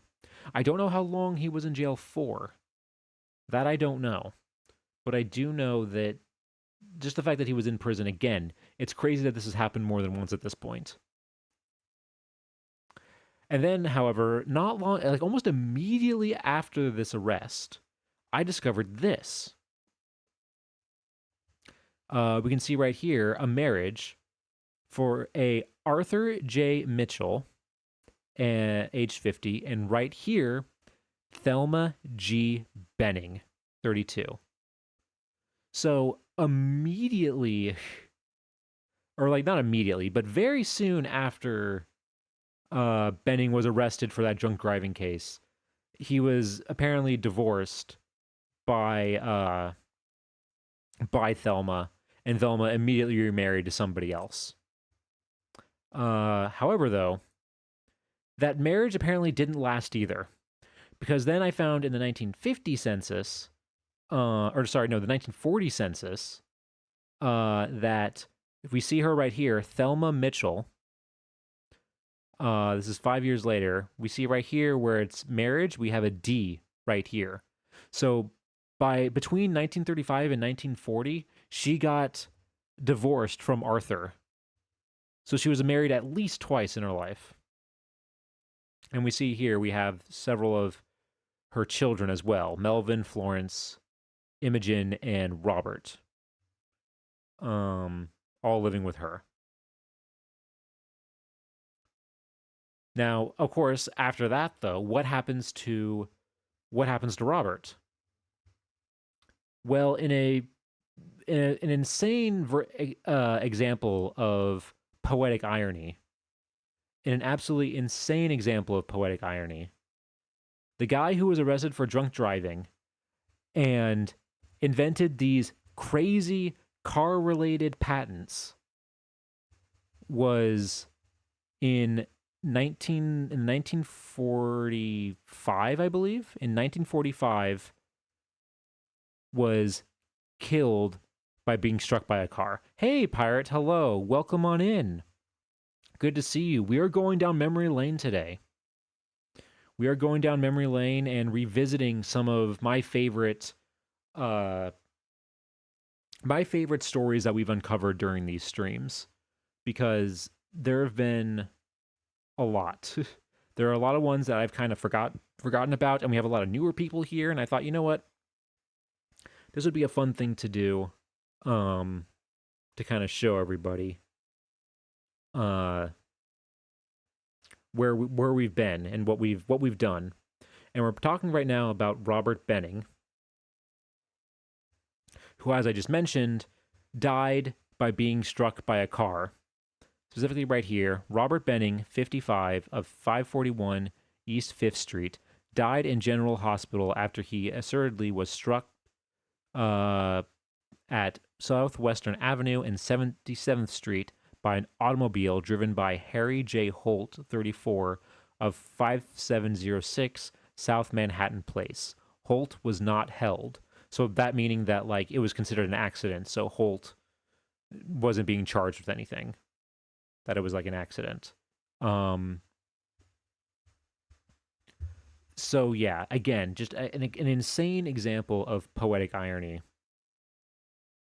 that the guy who was arrested for drunk driving, the guy who was arrested for drunk driving and made these crazy car patents was killed by getting hit by a truck or by a car. You can't write stuff better than that, honestly. I sure as hell can't. It truly is just insane. Um and then oh yes, and then so this is an example of something that sometimes when doing this research, it's not the people that you're looking for that have the most interesting stories or interesting things come up. Sometimes it's looking at the relatives of the people, either their kids or their spouses or their parents. Sometimes you find some like crazy things. And that's the case here with probably my favorite newspaper article I've ever read on stream. So I'll read this real quick. So, bowling ball strike halts robbery suspect. A robbery suspect was listed in satisfactory condition late yesterday after being struck in the eye by a bowling ball during the attempted robbery of the Tarzana Cafe. Melvin Frederick Benning, also known as Fred Brooks, underwent surgery at General Hospital to correct a skull fracture. When booked by police Monday, he gave his address as 10517 Artesia Boulevard, Bellflower. He was arrested when he tried to rob the Wheel Cafe um, at 18439 Ventura Boulevard, police said. Benning was disarmed and held for police by a customer, Mike O'Hara, of 17609 Ventura Boulevard. Tarzana saw the robbery in progress and threw a bowling ball, knocking down the suspect, police reported. O'Hare and Martin Zitsaw, 40, of 18,000 Ventura Boulevard, took Benning's gun away and held him on the floor until police arrived, investigators said. So, yeah, this guy was trying to rob a cafe at gunpoint, and a customer who just happened to have a bowling ball on him chucked it at him and hit him in the head. And the writers of this like newspaper article were having a field day coming up with this title. Bowling ball strike halts robbery suspect. Come on, they were having so much fun that day. It's such a crazy.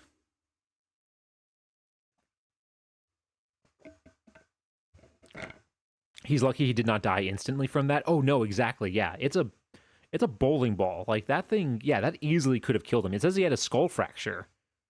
And having a skull fracture, and I think this was in 1961, something like that. Like surgery for that kind of thing was, I mean, they had it, but it wasn't like as survivable as it is today. Yeah, it is insane that worked, but hey, it stopped him. Uh, it very much stopped him.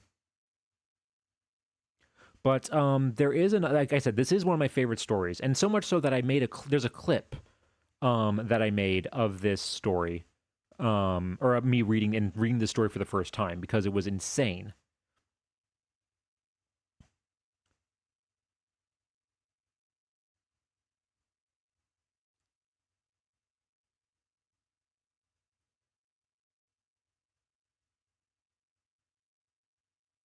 Like it's just absolutely insane.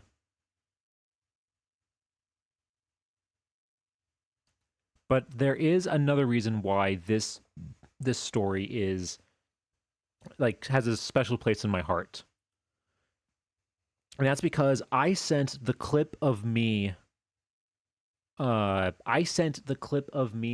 reacting to this story to another popular streamer, specifically a VTuber named Grimmy, who I'm a fan of. She is a really awesome VTuber. She does a lot of like kind of, even though I don't like horror, I do love her like aesthetic and just her design and everything. And she has a very just kind of chill vibe that I really love.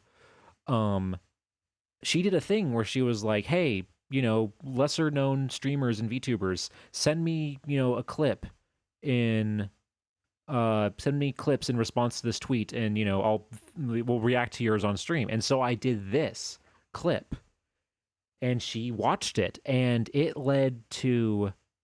I'm very grateful that it led. Not only did she say very nice things, and she was very like enthusiastic about these types of like genealogy streams once she kind of realized what this was. It led to some very cool people discovering this stream, and I'm very very like grateful for that this that not only that she took the time to watch this and that she said such nice things that she said, but that she also it also led to people you know being here. If I did not send in this clip, there are definitely people who would not be here right now in this community, which is a crazy thought to think about. So again, I am very very happy with this. All right, and on that I did see we are just now in ads. So let's see. I think the next one is yes. Okay, so when the ads are done, we'll go ahead and we'll continue on to our next story here, which is which is involving one of my favorite patents that we found on stream, the pen gun. Not to be confused with the gun pen, the pen gun. And while we are in ads, real quick, I am gonna kind of stand up and like stretch my legs a little bit. I think we also refill my water bottle, so I'll be right back. In the meantime, Lewis again is gonna take charge. So I'll be right back. Lewis, entertain the people. Don't do anything too crazy. All right, I'll be right back.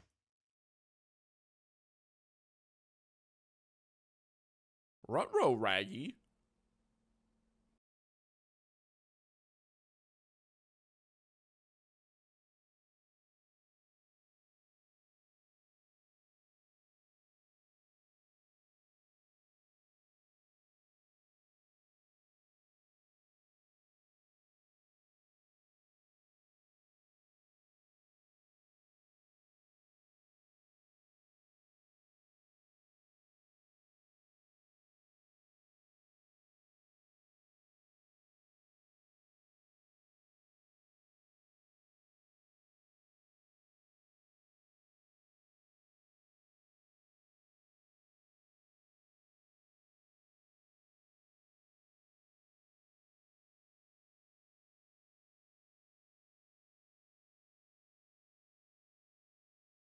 Whoa, that's intense.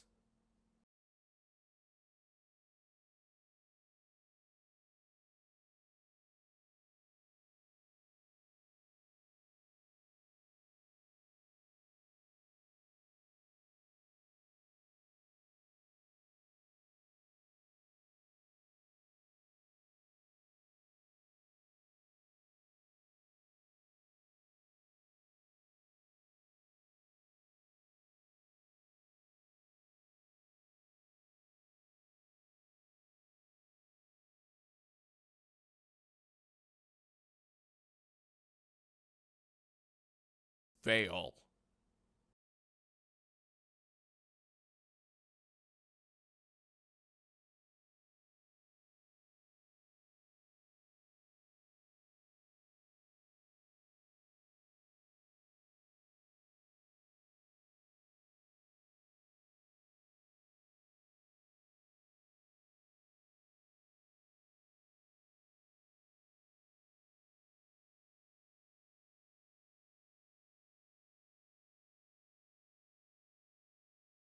This is why blue lives matter.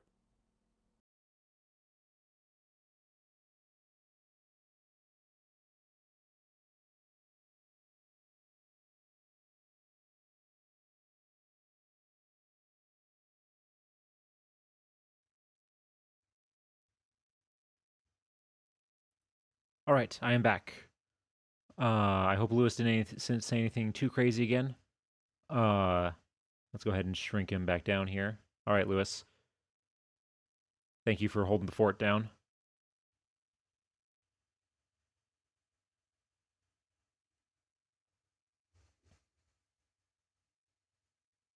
All right. So with the ads being done, we're going to move on to our next person here. That being Marvin Glass, which you can see there. We do have a photo of him right here. So this is Marvin Glass, and he is the inventor of the gun pen. It is a pen. It is a pen that is designed to look like a gun, which is just insane. Something that definitely, it's a very 1950s thing, which I think is when this was invented. It's a very just 1950s, thing that I feel like would not exist at all today.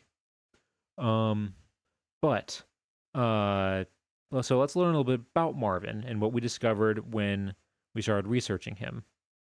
So immediately when we started researching him, I wasn't finding a ton in terms of like census records and like historic records. Or well, in terms of like census records, city directories, like things like that, like birth certificates, death certificates, things like that. I wasn't really finding anything for that. But then that changed when we went to the newspapers. And immediately what became clear is that Marvin Glass was not just an inventor, he was a toy maker. He was a toy inventor. And so these are just, I mean, these aren't the best quality because they're from old newspapers that have been scanned, but these are just like some of the first ones that we were singing, like toys, like things that were coming up. And I think this stream is saved as a highlight on my channel, if I remember correctly. Like this stream right here is, I think, possibly one of the oldest streams we have saved because it was just so insane. We were finding so much crazy stuff once we realized who we were dealing with. So one of the games here that we can see here that these kids are playing with is apparently called Clean Sweep. New game by designer Marvin Glass makes exciting competition of good citizenship. Now youngsters can wage their own anti-litter war with small brooms and points for good housekeeping. Miniature trash can in center of town ingeniously dispenses multicolored litter. Players sweep bad litter around the benches, bridges, and light poles into opponent's bin. Good litter into own bin. So it's like cleaning hungry hippos, I guess. From the looks of it, it's like looking at it and kind of like how it's like kind of set up. It's like a way lamer cleaning version of hungry hippos, which is totally what the kids want to play, right? That's what the kids are into. That's what kids want to play. They want to play a cleaning game. Then we have this other one right here, which is this title right here is very ominous. For whom the bell tolls. According to this, it says careful. By toy designer Marvin Glass is fast becoming an adult craze. After setting up the 5-foot giant tower of multicolored girders and platforms, opponents try to remove the columns without toppling the structure. A bell in the steeple rings out careful whenever the tower shakes. Takes reasoning and agility. Lots of suspense. Careful is manufactured by Ideal. So it's basically Jenga. It's like a weird version of Jenga that's not nearly as structurally sound as Jenga, so it feels like it'd be a lot easier to knock over. So then, seeing all of these, I decided to look into okay, I just straight up Googled him. I was like, okay, who is Marvin Glass? What has he done? Because there's clearly a lot here. We were finding so many articles and so many newspaper things that we couldn't go through them all. And then we discovered this: Marvin and Glass Associates. This was his toy company that he founded, or MGA. Marvin and Glass Associates was a toy design and engineering firm based in Chicago. Marvin Glass, 1914 to 1974, and his employees created some of the most successful toys and games of the 20th century, such as Mr. Machine, Rock'em Sock'em Robots, Light Bright, Anson Pants, Mousetrap, Operation, Simon, Body Language, and Evil Knievel Stunt Cycle.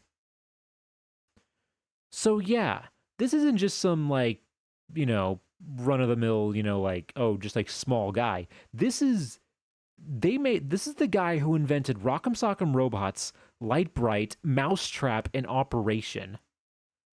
I had all four of those growing up. Like, this is insane. And the same guy who made all those things also made this. He also made this gun pen. The inventor of Operation and Light Bright and Rock'em Sock'em Robots also made the gun pen.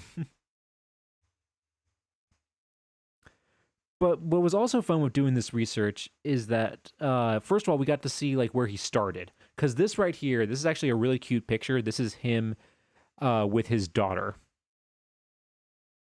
This is him with his daughter. And he's with his like first popular this was like his big break. This toy called Mr. Machine, which is kind of like a little like robot toy kind of thing. That was huge. Violence at all levels. Exactly. Yeah, you gotta do it everywhere. Gotta go to all the different. You gotta cover all your bases when it comes to these types of toys. So yeah, Santa's helpers. Been in a toy store lately? You can see sun-powered telephones, flying saucers that float on magnetic fields, kits for turboprop engines that really work, and dolls that walk and talk. They're the creations of men like Marvin Glass, at home here with his daughter, Donna, and Mr. Machine, the latest toy he designed. Stores are selling them as fast as the factories can make them. One reason why toy sales so far in 1960 are running 5% ahead of the same period last year, which ended with a record $1.6 billion. That'll make a lot of youngsters happy, to say nothing of the thousands of people who work for toy manufacturers. And I'm just now remembering, after reading that, we also found like video of like an interview with him. We found like videos, like old interviews with him from like the 70s. And I don't remember exactly what he said in them, but that makes me want to go back and like see if I can find them again. Probably not tonight. I don't think we'll have time. But again, showing how you never know where these streams are, where this research is going to take you when you do this. But what was also really fun when researching Marvin is that we saw advertisements for toys that, unlike Light Bright and Operation and Rock'em Sock'em Robots that have kind of become, like household names, we got to also see like a lot of examples of toys that have not lasted the test of time. And these are two of my favorites. The first one on the left here is a board game, specifically a board game for very flash in the pan, like 15 minutes of fame musician Tiny Tim.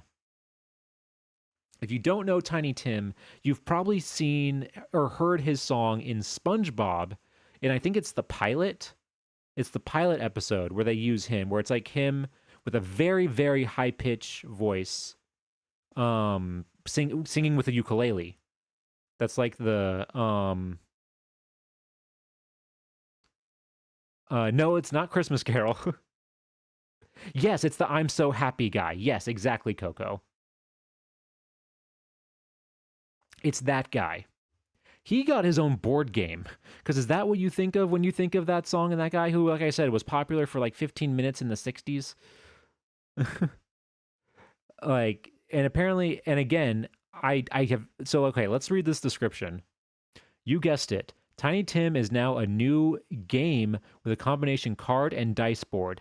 Marvin Glass was inspired to create the new game when he met Tiny Tim, the world-famous lover of tulips, baseball, and motherhood, warm showers, and old songs.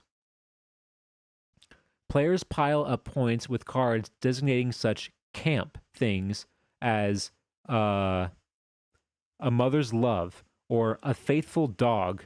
Youngsters of 7 or 70 can play the game by Parker Brothers.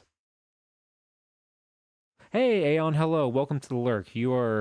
Thank you so much for lurking. We're in the middle of talking about some of my favorite people that we've uncovered on these research streams. We're currently talking about Marvin Glass, the inventor of the pen gun, and discovering that he is actually a famous toy inventor who invented things like Rock'em Sock'em Robots, Light Bright, Mousetrap, and Operation, but also invented some lesser known things like this Tiny Tim board game. It's a very funny song to troll with. I mean, yeah, I have seen it in that as well, in that context as well. So there's that one on the right there, and then on the left, and then on the right here, we have this very, very confused man. He is very, very confused with what he's looking at. Grandpa appears to have a meaty puzzle on his hands. This scene will no doubt be repeated in many homes come Christmas morning as the adults try out the kids' toys. Designed by Marvin Glass, the puzzle looks like a plump bologna. It comes apart in 10 slices, each with 2 holes and a peg. The object is to match the pieces correctly, no matter how you slice it. It's still tough bologna, phony or otherwise. It is up by Parker Brothers. The Wall Street Journal predicted recently that toys would be the leader in Christmas sales this year. All the toy companies are looking forward to a good Yule season. Yeah, yes, exactly. It's not surprising that this one didn't catch on. It's a meat puzzle. Not even necessarily a sandwich, just straight up meat. Bologna. It's like slices of bologna that you're supposed to stack, like plastic bologna. Also, if anybody ever finds a copy of the Tiny Tim board game, please contact me. Please message me on either Twitter or Blue Sky. I would love to one day own a my own Tiny Tim board game. Because I mean, it doesn't get much better than that when it comes to board games. Actually, wait, hold on. I am curious now. Hold on, wait. Tiny Tim board game. Oh my god, it exists.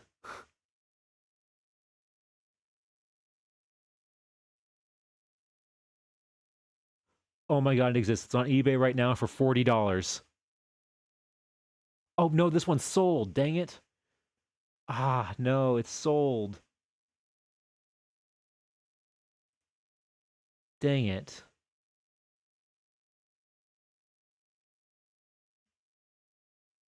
Sold for $40. I would have bought it. This is back in May. But it does exist.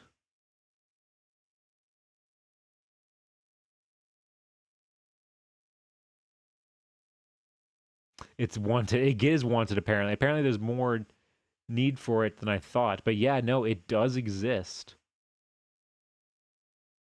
Oh, wait, no, this one's different. This is a different version of it. This is the 1970 version. Yeah, because this one has a different board.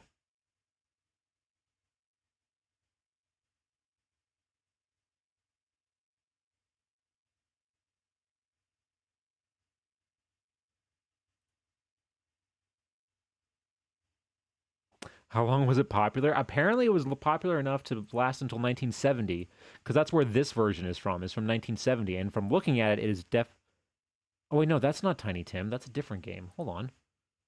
Wait a second. Oh no. Okay, yeah, no. Okay, 1970. Yeah. So it lasted from the 60s to 1970, because I think 60s is when he was popular.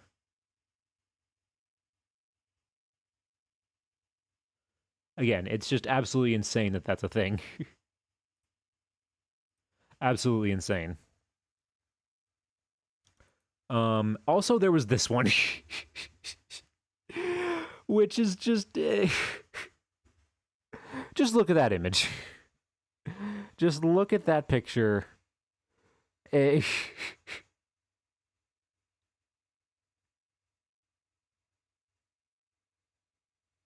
it really makes you twist a rope. I mean, sure. Okay, so apparently So, holiday game holds parties together. In a bind for a holiday party idea, it's a kinch when you play Tight Squeeze, hilarious new snuggle struggle game by toy designer Marvin Glass. They knew what they were doing. They absolutely knew what they were doing. Your guests will howl as paired couples giggle and wiggle their way out of adjustable belts. Fun to play, just as much fun to watch. Tight Squeeze is manufactured by Mattel. Yeah, I don't know why this guy is pulling on this guy's belt. It results in a very unfortunate looking image.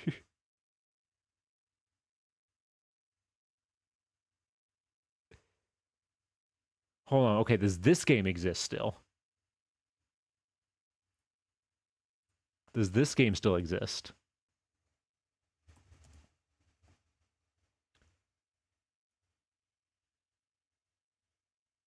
Okay, it does exist.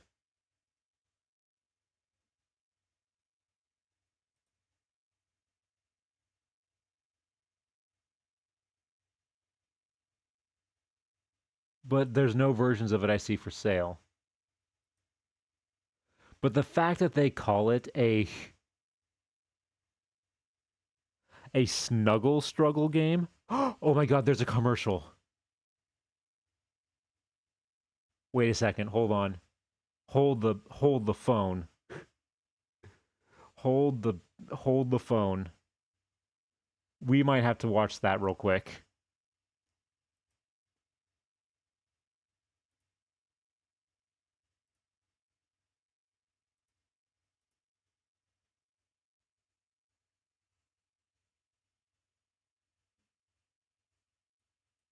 This is nuts. Hold on.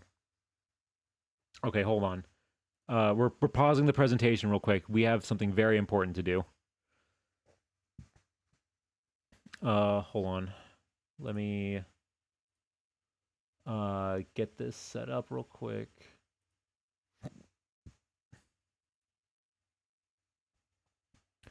Let me get it set up so that you guys can hear it.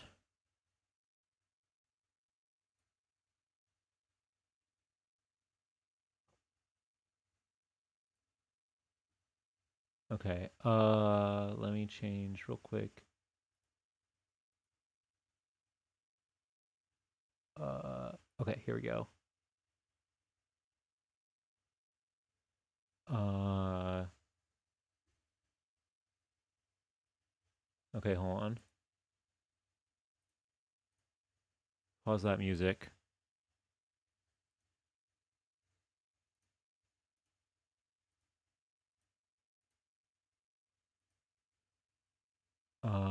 Okay.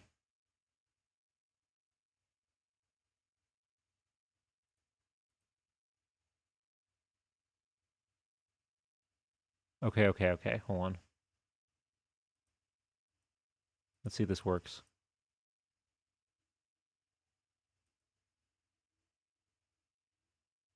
Oh my god. Oh wait, hold on. Are you guys wait a second.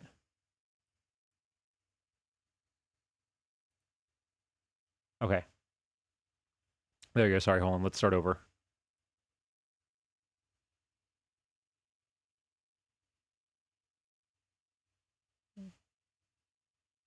Wow.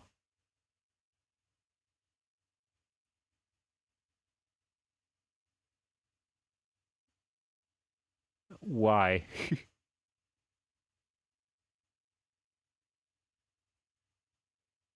So you just have to squeeze the belt, squeeze through the belt.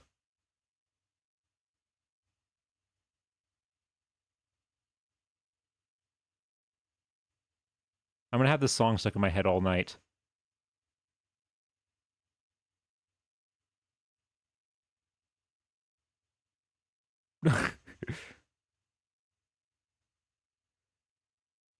They sound like they're screaming like in horror.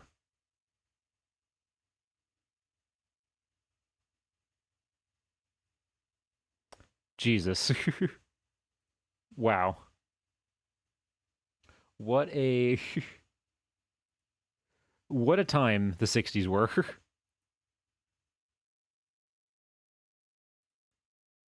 That is crazy that that exists. Okay, and let me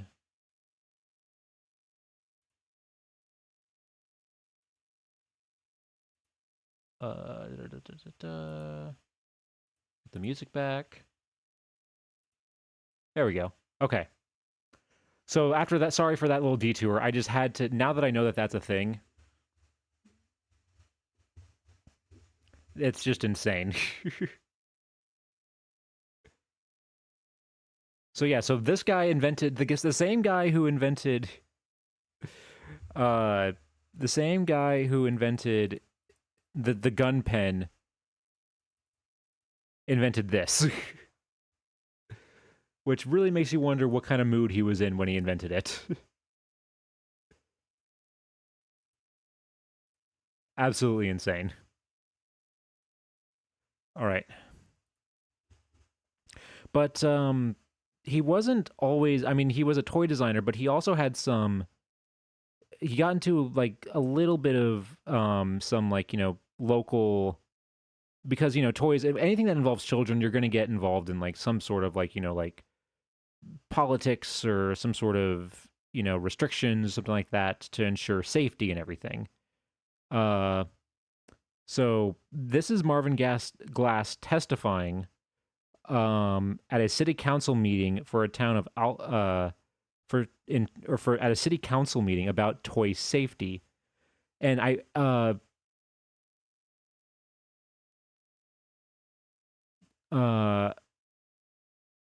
and he has just one, I just want to point out because there's one quote in this newspaper article that I remember reading and it was insane. Um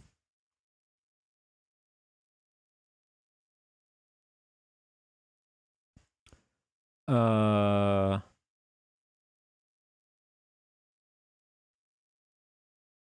okay, yes. So when asked for examples of people like, like going after toys, and stuff like that, and like some unsafe examples down here in this middle part, it says uh Rigoto said, "Give us some examples." And then Marvin responded, "A kid can take a Lionel train apart and swallow the gears." Glass said. Rigoto asked, "Are you saying you can't make a safe toy?" "Only God can make a safe toy," Glass said. "If kids swallow toys, they'll swallow buttons. If they swallow buttons, they'll swallow bottle caps." It's just the quote, "Only God can make a safe toy," is insanely funny. It's just an insane line to come from a council. Basically saying that like he's basically saying that like, hey, we can try to make things safe, but kids are gonna find a way to like kill themselves, basically. Ah, it's just so funny. But what's also interesting is that I had a close up version of it. Okay, yeah, it's down here. Yeah, only God can make a safe toy. Glass said. I forgot I had the zoom up version of it prepared, but yeah, they're right down here. Just an insane line. But what's interesting is that about a decade after Glass made this gun, he started actually advocating for uh calling for the end of toy manufacturers for making toy guns, especially realistic toy guns. So we'll read this article real quick here and see where he's coming from with this. Marvin Glass, who designed one of the most popular toy guns on the market, said yesterday that manufacturers should stop producing toy weapons. "A toy gun is made to pretend that one is killing," said Glass, who is president of Marvin Glass and Associates, 815 North LaSalle Street. Or LaSalle? Yeah. Among the more than 20 toys his firm has developed is one called the Ricochet. Glass said that he has refused to design toy guns since November 22nd, 1963, the day President Kennedy was assassinated. A manufacturer has the responsibility not only to profits, but also to the mental health and character of children. Glass said in a statement, Realistic guns, advertised realistically, convey the idea that violence is a legitimate persuader. The toy gun may be the ingredient that sets in motion another potential assassin. So basically, what he's saying is that since the Kennedy assassination, he has been against the manufacture of realistic toy guns. So this is, but and the pen gun was invented in the 50s, so that's pre, you know, but that's very interesting how, how he's very against this, but when it comes to like, toy safety, he's a little more, not as, he's a little bit more lenient with safety. And then also, and this wasn't just something he did like once for publicity. Here's another article from Chicago. War toys, are they good or bad? Marvin Glass, designer of toys since 1939, answers the question this way. Realistic toy guns, advertised realistically, convey the idea that violence is a legitimate persuader. Oh, that's just the quote that we just read from the other article. But then even here, this is a few years later. So it says, little hope seen to end toys of war. This was when he was visiting London. The prospects for toy disarmament are dim, Marvin Glass, Chicago toy designer, said here today. He was reporting on a united effort by American parents and toy makers to get rid of toy guns and everything else connected with violence and aggression. But the kids will be the last group to give up their guns, said Glass, in Britain to address the International Toy Fair, which opens at Brighton tomorrow. Puzzled by children. I don't know where kids get their taste for aggressivity, said Glass, an avid reader of books on psychology. Is it born in them or do they learn it? I don't know, but it's there. That I do know.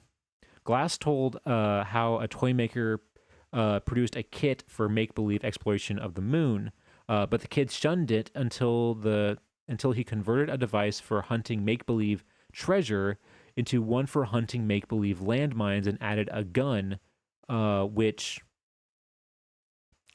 where is it? Added a gun which shot laser rays and made the traditional burp burp burp noise of a machine gun. Glass predicted toys will become increasingly complicated. So even here, he's at a toy convention calling for hey, we need to stop making toys that represent violence, which it just goes to show that this debate of kids being exposed to violence it's not new. It's been going on forever. It was toys during this era. Then after this, it was television. Then after this, it was video games. Now it's the internet. It's never ending. Before this, it was books. It was comics. It's just a never ending thing. It's just a never ending thing that will never go away anytime soon. So that's Marvin Glass. Really, really cool toy inventor. Really cool person that we discovered. Next, we're going to look at Archie Black. So Archie here made this monstrosity. It is basically a thing where you can put, it's specifically just this right here. These eyes on a rope that you put in between your thumb, your fingers here when making like a fist, and you put your thumb through your bottom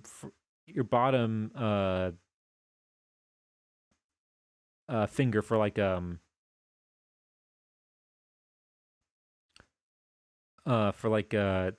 tongue, and you make this creepy, horrifying grandma face.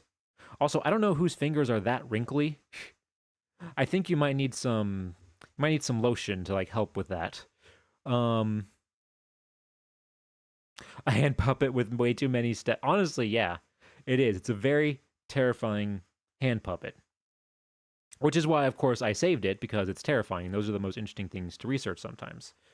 Now, initially, when researching Archie, I could not find anything. I couldn't find anything. I couldn't find census records. I couldn't find, I couldn't find birth certificates, death certificates, nothing.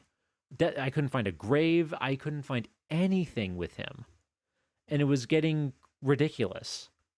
The only thing I found was this city directory from the same year that the patent was filed, from when he was living in California, which we see here is Archibald L. Black. And it says here that he's a surveyor, working as a surveyor.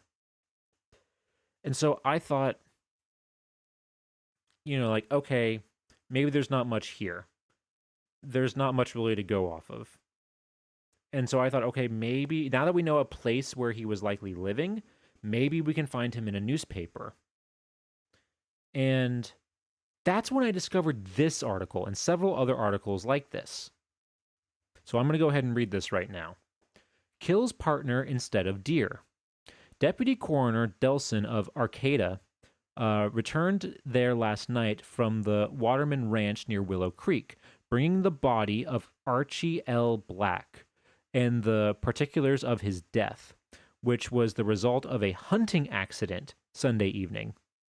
Black, with J.C. Clasby, who was employed with him at the Red Phosphorus mining claim near Willow Creek, had left the mine that evening for a hunt after deer.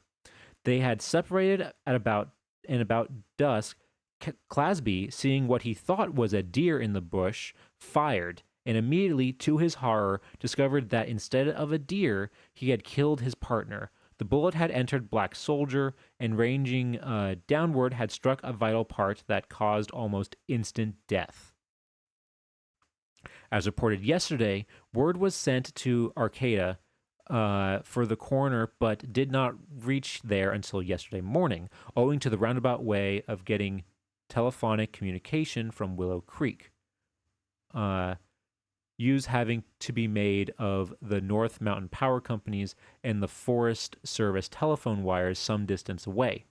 The distance by road is only about 35 miles, and the coroner covered that in an automobile, there and back, being able to reach there, hold an inquest, and return to Arcata with the body the same day. The verdict of the coroner's inquest was accidental death, Clasby being exonerated.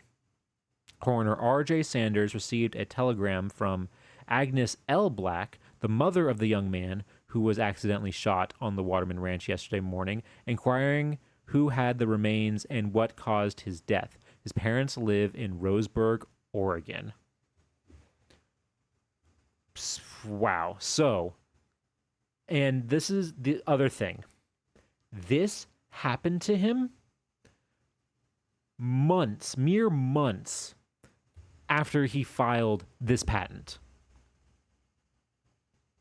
Basically, he filed this patent, and then a few months later, he was dead in a horrible accident where he was shot by his friend, basically, in a hunting accident.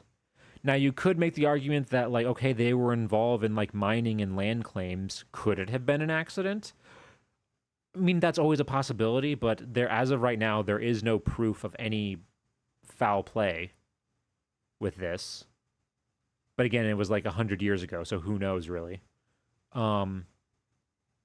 But yeah, this happened, and that's also why I wasn't finding anything. One, he died young, and two, he died immediately after the file was patent. I kept trying to find, because I think this was in 1910, I kept trying to find things like after 1910, like, like 1920, 1930 census, and like I wasn't finding anything.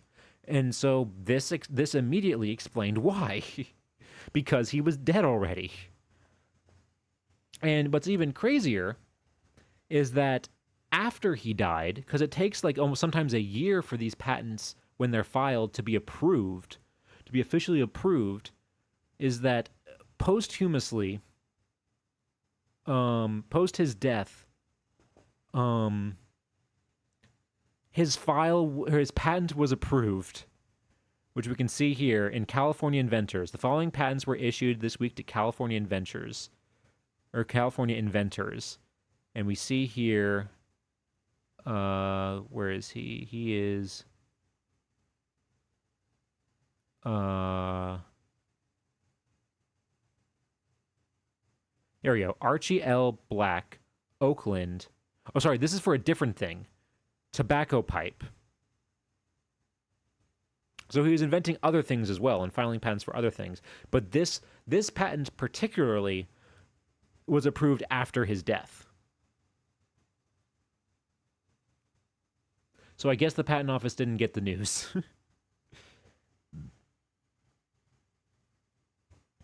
So yeah, this was insane right off the bat. And initially I thought, okay, that's it. We're done here. That's it. But then I discovered something about his family. That this was not the first tragic death in their family. Let me introduce you to the black poisoning case. On the left here, we have John H. Black, who is Archie's father. This is Archie's father. Then on the left here, we have Miss Lucy Black. This is Archie's stepmother. Archie's mother and father got a divorce when he was very, very young.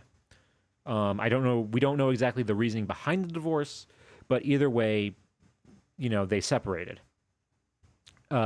He stayed in Montana where they were originally married, and she moved out to California. Eventually, he remarried and married specifically a woman named Lucy. And we're going to go ahead and read this here. The case of the state versus Lucy S. Black, it will be remembered, grew out of the alleged poisoning of John H. Black, which according to the information occurred on October 5th and up to including October 10th, 1901. The poison supposed to have been administered was arsenic, opium, and morphine. The first dose was supposed to have been administered in July when Mr. and Mrs. Black and Ira DeLong went to Elk Creek. The second on October 10th at the same place, John Black dying at Chambliss Infirmary late on Thursday evening, October 10th. So, basically, yes, he was poisoned by her. And this was a very crazy case for the time because this was the first, I think, murder. Oh, thank you for the hydrate, Coco. I will gladly take that.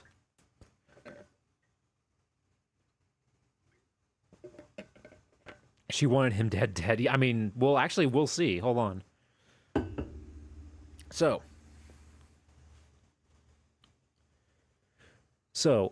this was a big deal because I believe this was the first murder, if I remember correctly, and I need to double check this, this was the first murder trial of a woman in Montana. If I remember correctly. This was the first murder trial of a woman in Montana. Because Montana during this time was very sparsely, still very sparsely populated, but even back then, it was still very frontiery, very cowboy ranchy, not a lot going on out there.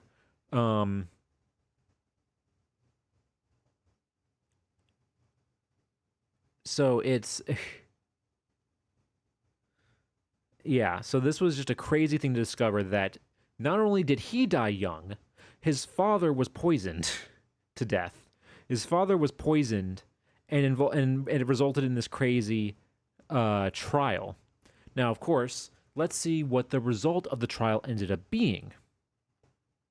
Or actually, sorry, before we get into that, this just shows how big of a trial this was in Montana. This is a front page article. The entire front page is dedicated to this murder case, where we see, like an image here of like justice represented with like, both the sword and the balance, the weight, the scales here, and images of people, all associated with the case. John being pictured here, Lucy being pictured here, a few of like the local, like politicians that are going to be helping with this. But yeah, Bozeman's murder case, it says up here. Like, look at this. They made this.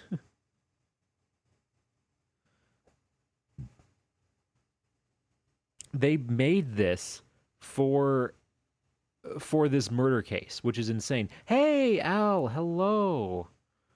Welcome on in. Good to see you. We are reminiscing some of my favorite people that we've researched. I'm doing really, really well. We're having a lot of fun here. Hold on. Gotta Gotta do the shout out. Uh, there we go. There we go. Awesome. Yes. So if you're not following Al, please go do that. He is awesome. Unlike me, he actually has credentials to call himself a professor. So please go do that. A murder? Yeah. Okay. So let me back up. I appreciate that you've researched a dead guy. Actually, no. Hold on. Let me back up for a second, Al. Let me back up for a second. So, hold on. Let me back up a second. So this is the person that we initially started researching. This is when I was doing my patent research, where uh, where I was researching people that I found with patents, and this patent in particular was for a creepy eyes on string that you put in your hand so that it looks like a creepy grandma face, invented by a guy named Archie Black. Now, when I initially was researching Archie, I could barely find anything on him. I could find almost nothing. Only thing I could find was this city directory for an Archibald L. Black, which is him, and it says that he's a surveyor in California. And I was getting annoyed because I couldn't find anything until I started researching newspapers, where I discovered that the reason why I wasn't finding anything on him is that mere months after he filed this patent, he was killed by his friend while out hunting for deer because his friend thought he was a deer. You know, he was killed, he was shot to death in a hunting accident. Mere months after filing that patent. And so I thought, like, oh, okay, you know, that's where. Yeah, got the Cheney's. Exactly, yeah, basically that's what happened. Except this guy, except he didn't live. He died, in this case. And, basically, and so that made me think, like, okay, there's not going to be much here. And then I started researching his parents.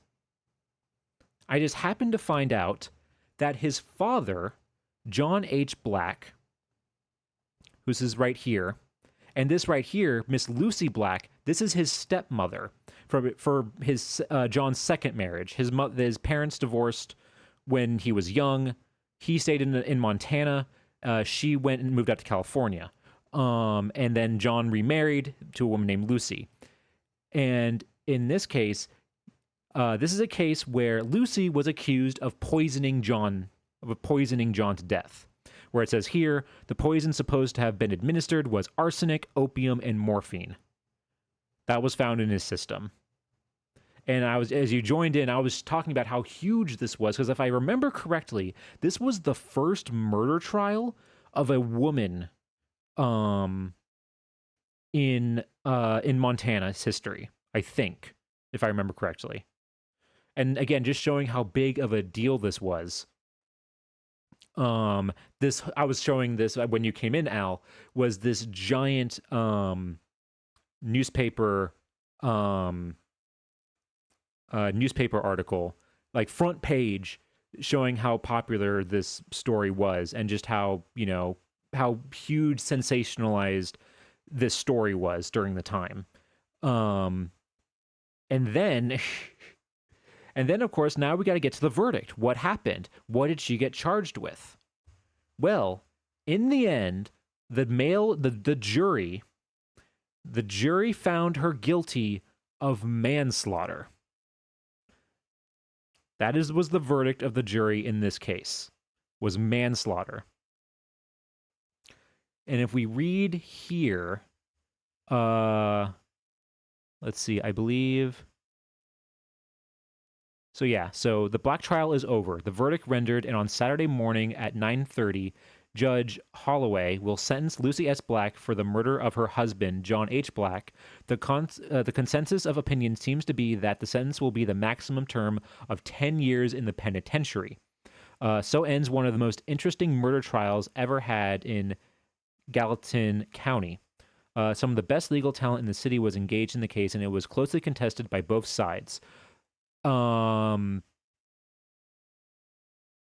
And it came out that the reason why they went with manslaughter.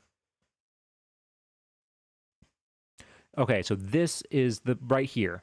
The charge upon which the defendant was convicted for this crime in the degree stated was for having administered 10 grains of arsenic, 20 grains of opium, and 20 grains of morphine to Mr. Black as an opiate to produce temporary effect so as to enable Mrs. Black to influence her husband in his making a will to suit her wishes, but not with intent to commit murder.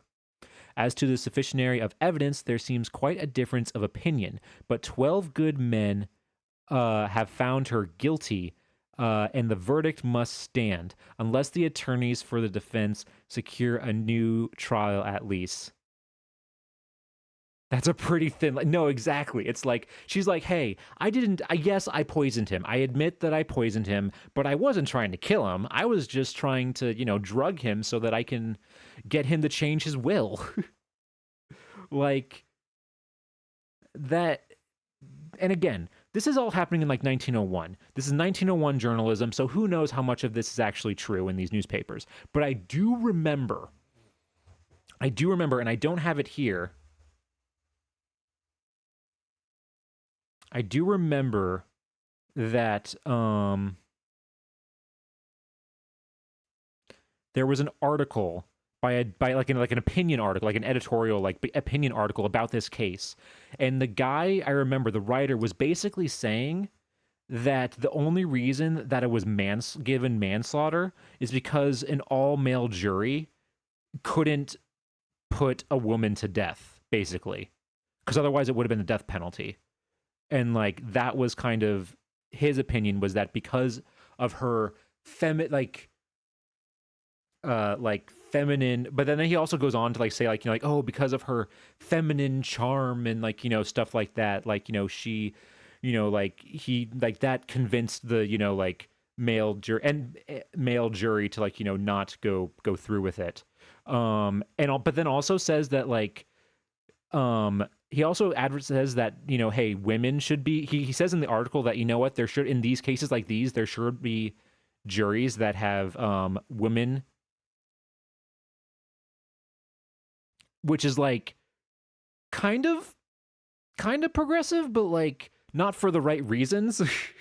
Because it's he's oh, because it saying that yes, women should be on juries, but only because otherwise the women aren't going to be. It's the whole I'm insanely misogynistic, and therefore the jury must have been misogynistic as hell in the other way, in another way. Exactly, yeah. It was just a crazy thing to read. So yeah, so in the end, it was, yeah. In the end, she was charged instead with manslaughter. And not murder, not first degree murder. So yeah, an insane story. That came from this story again. This story came from this terrifying hand puppet. That's where we started. And this is where we ended up with this research. And then that also made me realize, this was the first article that I found that made me discover this murder trial, because I was looking up more about Archie, and what this is basically a story of mysterious murder is revived. This is because after his death, basically sole custody of Archie and his holdings left by his father, because he was, I think he was a teenager at the time, went to his birth mother, and so that's what this article is about. Yeah, saying that this trial has been revived in the probate court when Miss Alice Detro, that's his first wife and Archie's mother, of this city, was appointed guardian of Amity L. Black, a son of the dead stock raiser.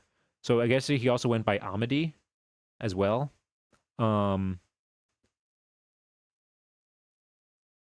Yeah. Yeah, Mrs. Detro was the murdered Rangeman's first spouse. She was divorced from him several years ago. It was after their separation that Black went to Montana, remarried, and lost his life. Yeah, so again, just insane stuff. And oh my god, okay, now we're getting to Homer Tate. Oh, okay. This one was insane. This one was probably the most insane roller coaster I've ever had on stream with this.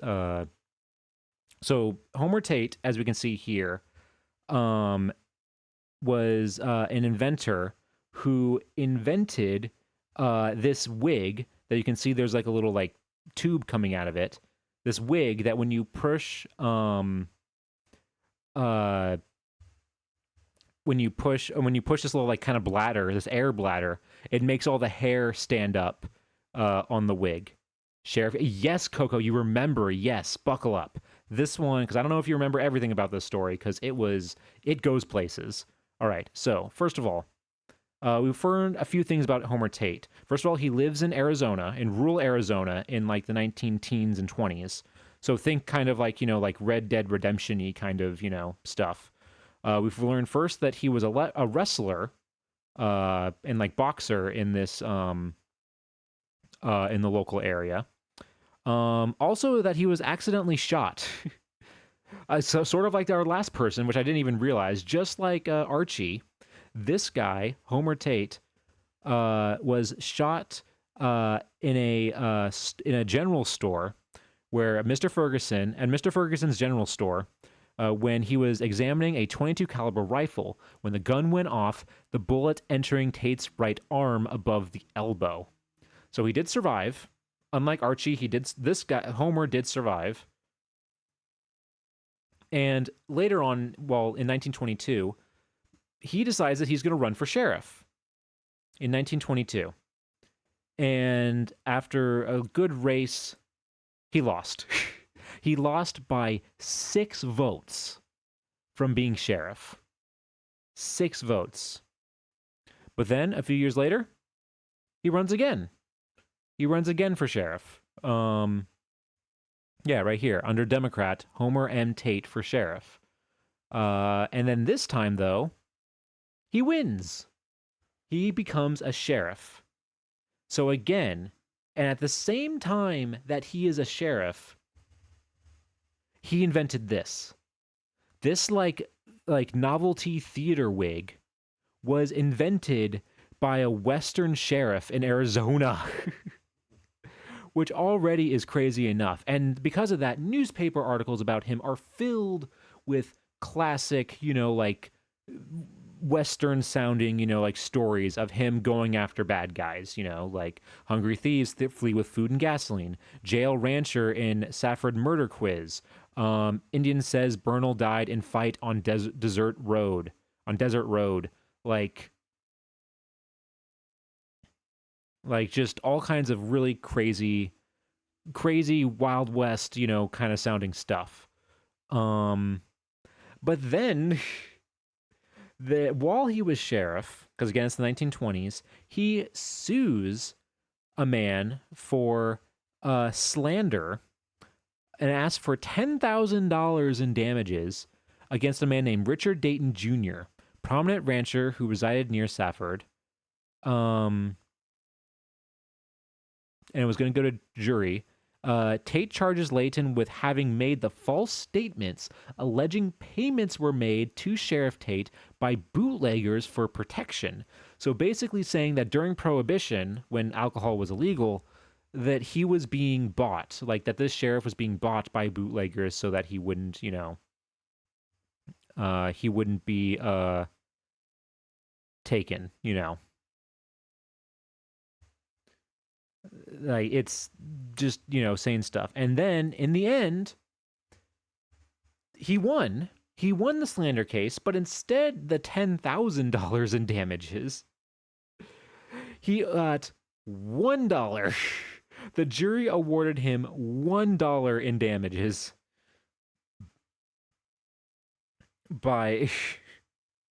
which almost just seems insulting. Which kind of makes me feels like the jury is like, okay, listen, he's technically you do win technically. This is slander, but come on, man, you're being you're being pushy with this. $1 is definitely an insult. Yeah, it's like you technically are right, but it's It's just really, really funny. Um, but yeah. So then after he's sheriff for a few years, and then afterwards he owns like a roadside like kind of cabiny restaurant. So think like one of those like old fashioned, like Route 66 like cabin motels with like a restaurant and like gas station and stuff like that attached to it, which you can see here he's trying to sell. 8 cottages furnished, restaurant, and park for beer garden. Nice buildings, nicely located, and half priced. Homer Tate. So he's trying to sell this. So he tried doing this type of job, and he ends up trying to sell it. Doesn't work out. Um, and then I don't find anything about him for a few decades until I discover this Hank of Hair puzzle solved. So I'm going to read this article real quick, and we'll see where this goes and what this has to do with this guy. Police yesterday solved the mystery of the found Hank of Hair. Now they may have to look for manufactured shrunken heads. Citizens who read of its discovery by Marvin B. Green in his upholstery shop at 3746 East Taylor told patrolman Harvey Snyder they had seen a 15-year-old youth with it. Snyder passed the word along to detectives Evan Wilson and Bill Revels of the Juvenile Bureau, and they learned the lad had traded the hank of hair for a BB gun at Green's shop without Green's knowledge. It is real Chinese hair, they said, and was stolen from a workshop and storage room used by Homer Tate, Apache Junction at 3850 East Van Buren. He uses it in making shrunken heads and mummies out of clay and wood, the officers said. So this took a giant turn. This guy went from being a sheriff to making mummies and shrunken heads out of clay and wood. So he's an artist basically. Just like insane stuff. Whoa, raid. Hello everybody. Hold on, where's the raid? I feel like thank you so much VPie. Hello, welcome. Hit it, Joe. Joe has been summoned. When Joe is summoned, that means we got a raid. Hello, VPie. Welcome on in. Welcome, everybody. Hold on, let me give you a shout out. Let me give you a shout out. Hello. Welcome on in, everybody. All right, let's go ahead and give you a shout out. Hello. Welcome, VPie. How was your stream? Ooh, you were playing Mecha Chameleon. That's awesome. I haven't played that game yet, but it looks really, really fun. I've seen everybody play it, but it looks really, really fun. But yes, hello, everybody. Welcome. If you are new here, I am not a professor, but you can call me Nap. I normally do history and genealogy research streams live on stream. And That's today we are doing a sort of summary of some of my favorite stories that I have uncovered in the year and a half that I've been doing this. This is a full PowerPoint presentation of some of my favorite findings in about a year and a half of doing this. So again, thank you guys so much for being here. If you guys got to raid and run, I totally understand. Do whatever after stream care you need to do. But if you guys want to stick around and see some cool stories, feel free to stick around. What a Whoa. Okay, so hold on. Let me look at this.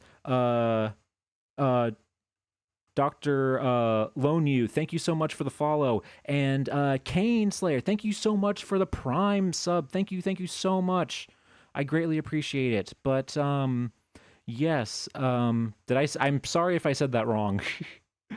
I'm very sorry if I said that wrong. But so I am okay, let me backtrack real quick. So I am doing a presentation right now on basically okay, I'll go back just really quick to the beginning. So basically, what I have been doing for the past year and a half, roughly, is researching people uh, who invent weird things in patents. Patents are basically, if you don't know, are copyright for inventions. And what's interesting is that each patent record also includes important information like a person's name, the city that they live in, and the year they filed the patent, which is basically the basic building blocks that you need to um, uh, s- um, to basically start genealogy research. And I have been using that information to learn more about the people who create these weird patents. And it's led to some insane places along the way. Um, Such as, the invention of this airplane hat, a man named Gilbert Myers. We have this. This is a blanket designed to protect you from a nuclear blast, invented by Bjorn Foss, who was a film executive at 20th Century Film Studios. Yes, a film executive invented a nuclear blanket, basically. Um, and then let's see. Oh yeah, the guy who invented this prank lighter, James LeJean, ended up being involved in a $20 million a year illegal gambling ring and was arrested for it. Just some insane stuff. It turns out, we have this, the pen gun. Everybody needs a pen gun. It was invented by famous toy inventor Marvin Glass, who invented classic toys like Rock'em Sock'em Robots, Light Bright, Mousetrap, Operation, and also a bunch of weird games like a Tiny Tim board game and whatever the hell this is. I'm gonna grab some food, so I'll be lurking for it. Yes, of course. Do whatever you need to do, VPie. Again, thank you so much for the raid. Thank you so much for being here. Um, and hope you have a good rest of your evening. Um, but yeah, and so the story that we were currently looking at was a man by the name of Homer Tate. Homer Tate invented this. This is a wig that has a air bladder that you can like kind of like push that has air in it, and when you push on that air bladder, it makes all the hair on the wig stand up, so it looks like you're shocked. Very fun, very cool little thing there. Um, and then let's see. And then we were discovered a few things about Homer during my doing my research. And by the way, I do all my research live on stream. So these are discoveries that I made live while streaming. Um,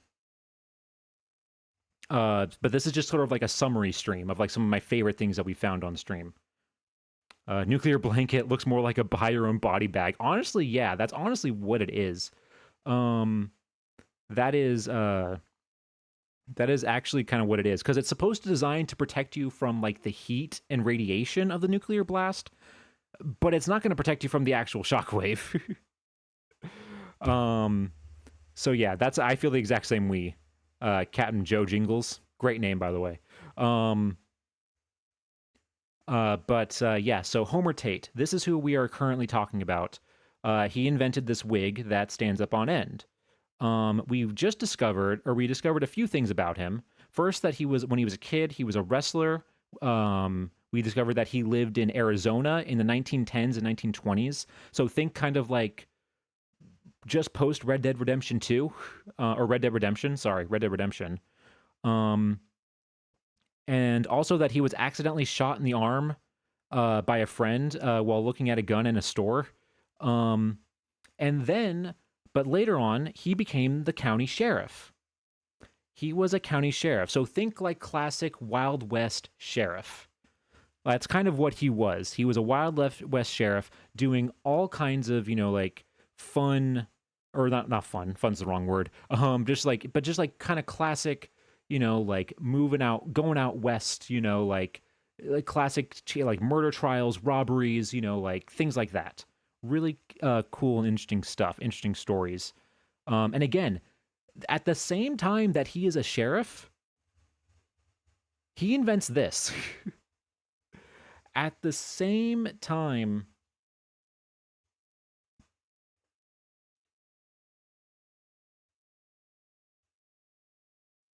so this wig that is like designed to like stand up with the hairs on end, basically a theater prop is I think that's what it's advertised as, a theater prop. was invented by by a Wild West sheriff. A Wild West sheriff. Which is just insane. So after he's a sheriff, he's only a sheriff for a few years. Um and then he then decides to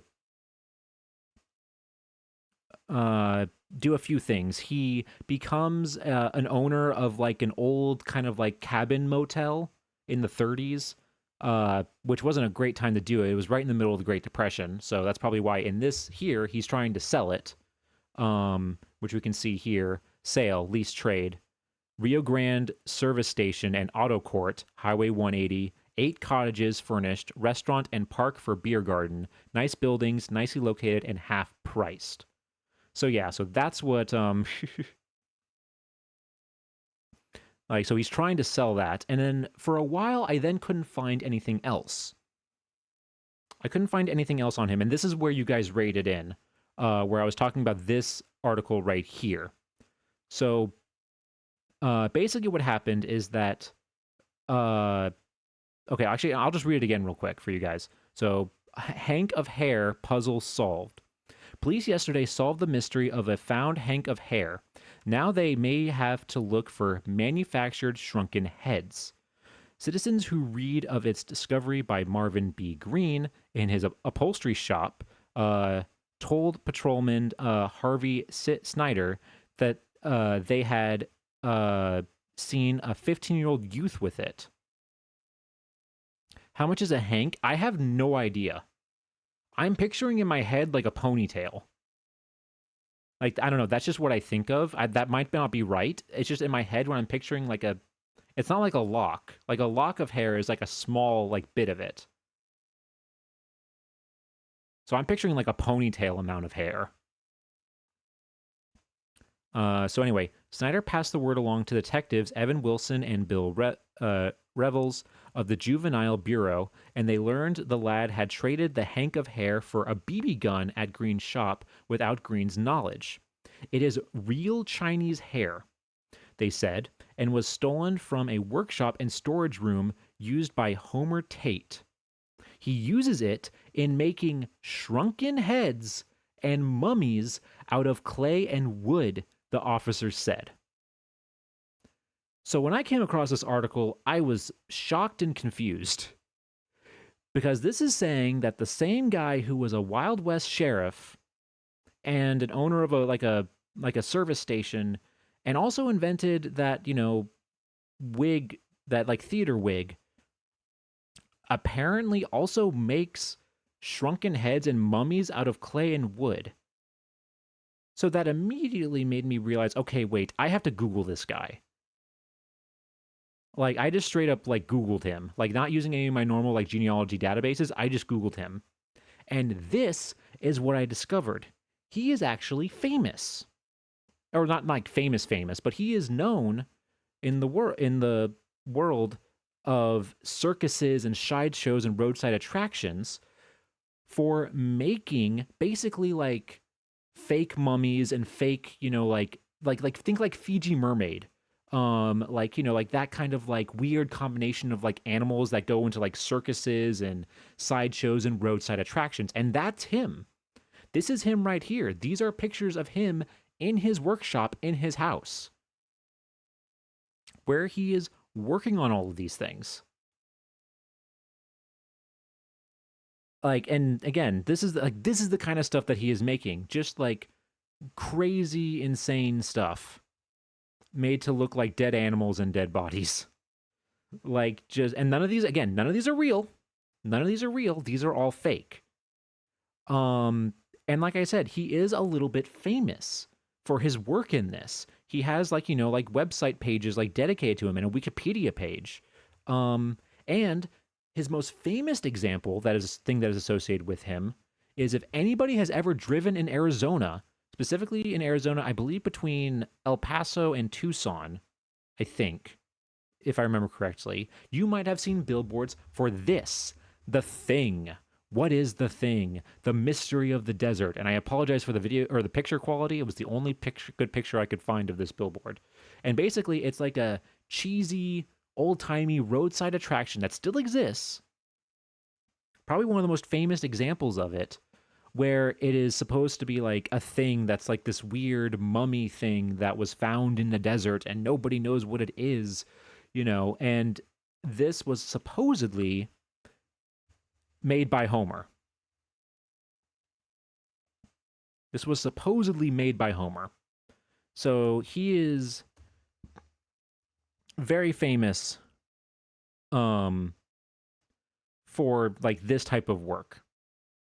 And like I said, this was like what discovering all of this on stream was insane. This was a roller coaster. This was an absolute roller coaster to go from a Wild West sheriff to this to this was like insane. I was like, this guy's story is insane. This is incredible. Like, this is so cool to like just discover this by accident, by starting with a patent and ending up here. This was so cool. Like that, like this is where we started. like this is where we started, which is insane. Now, this might be now you might be thinking to yourself like, wow, this Homer guy, this is such a cool story. He seems like such a cool, interesting guy. Like, this is incredible. He must have had like tons of cool stories and like, not just from being a sheriff out west, but also his time making these art pieces. Like, he's a crazy cool, like artist and stuff like that. Well, allow me to ruin him for you, because he ended up getting arrested and serving time in jail for trying to entice an 8-year-old girl into his home. Yeah. Never meet your heroes, folks. This was like, again, this was the final drop of the roller coaster when I was researching this, because I found this at the very end, where it was just like, after finding out all of this cool stuff, you basically find out right at the end that he is a horrible person and a monster. As it says here, Homer Tate, 66-year-old Mason, Thursday was sentenced by Judge Charles C. Bernstein to Superior Court to 6 months in the county jail for contributing to the delinquency of a minor. He pleaded guilty to enticing an 8-year-old girl into his home. So yeah, horrible, horrible man. So yeah, like I said, this discovering all of this live was a roller coaster. Just an absolute roller coaster. And what's horrible as well is that, so after this happened, he was married and he had kids, but after he is arrested and everything like that, like his kids very much like try not to do any, like want nothing to do with him or any of his stuff. And they also hate his art. They hate his creations that he's making. And so they basically either sell what's left or they throw all of it in the trash. Which is why some of his pieces are considered collectibles nowadays, because there's not that many of them that survive. But what's so frustrating and so like honestly kind of disgusting is that every like page that I found about him that like, is like gives a little biography about him, or is like kind of maybe like a little bit of like a fan page, just says that like, oh, he had trouble with the law. He had trouble with the law in the 50s, and that led to like, some troubles with like his like family. They never say what he did. None of them say what he did or what he was charged with. They just said he just got like some trouble, like some law trouble, which is just so horrible and frustrating. I hate that so much. So yeah, this was by far one of the craziest stories that we found on here. Just absolutely insane. All right, so we're moving on now. This is our last one. And it's not going to be that long of a one. This is going to be a short one. This person that we're going to be talking about next is a man by George A. Tauberschmidt. And he invented not the chair necessarily, but he invented this part right here. This is from the 1900s, and what it is a special lock and alarm system for theater chairs where they can have like their like theater like opera glasses, like the old timey like classic like like little binoculars on a stick, kind of thing. Um these are like ones that the theater can provide that are attached to a chair and are attached to a cable in a way that if they are removed, like if someone tries to steal it, it'll set off an alarm. So that's what this guy invented, George A. Tauberschmidt. And initially, when looking for him, I couldn't find much. I could only find that he had filed several other patents throughout his life. He was a draftsman, so that makes sense. He was basically like in charge of like drawing up and doing these patents. Fancy security, yeah, exactly. Very fancy security.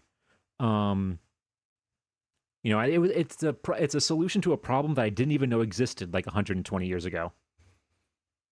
Like you never even think about that. Oh yeah, people were stealing. It's like the classic example of like why the pens are chained at the bank. That's always been a problem. That's not a new problem. But anyway, I could not find much on him. I really couldn't find really much of anything. Um, and but there was one thing I was able to find, and that's this article right here. I'm going to go ahead and I'm just going to read this and we're going to go through it. J.A. Tauberschmidt dies as a result of injuries. Native of Washington burned in rescuing son from burning home in Chicago suburb.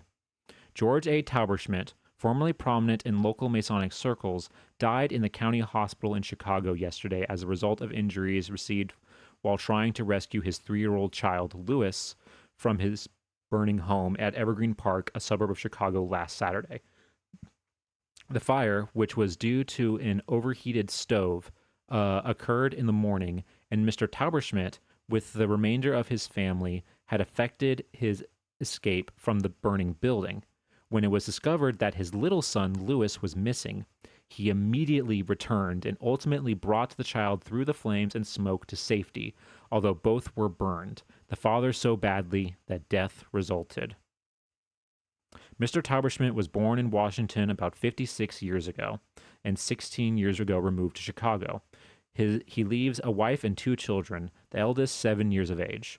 By occupation, he was a draftsman. He has 2 brothers, Charles A. Tauberschmidt of Tacoma Park and John A. Tauberschmidt, who resides in Washington.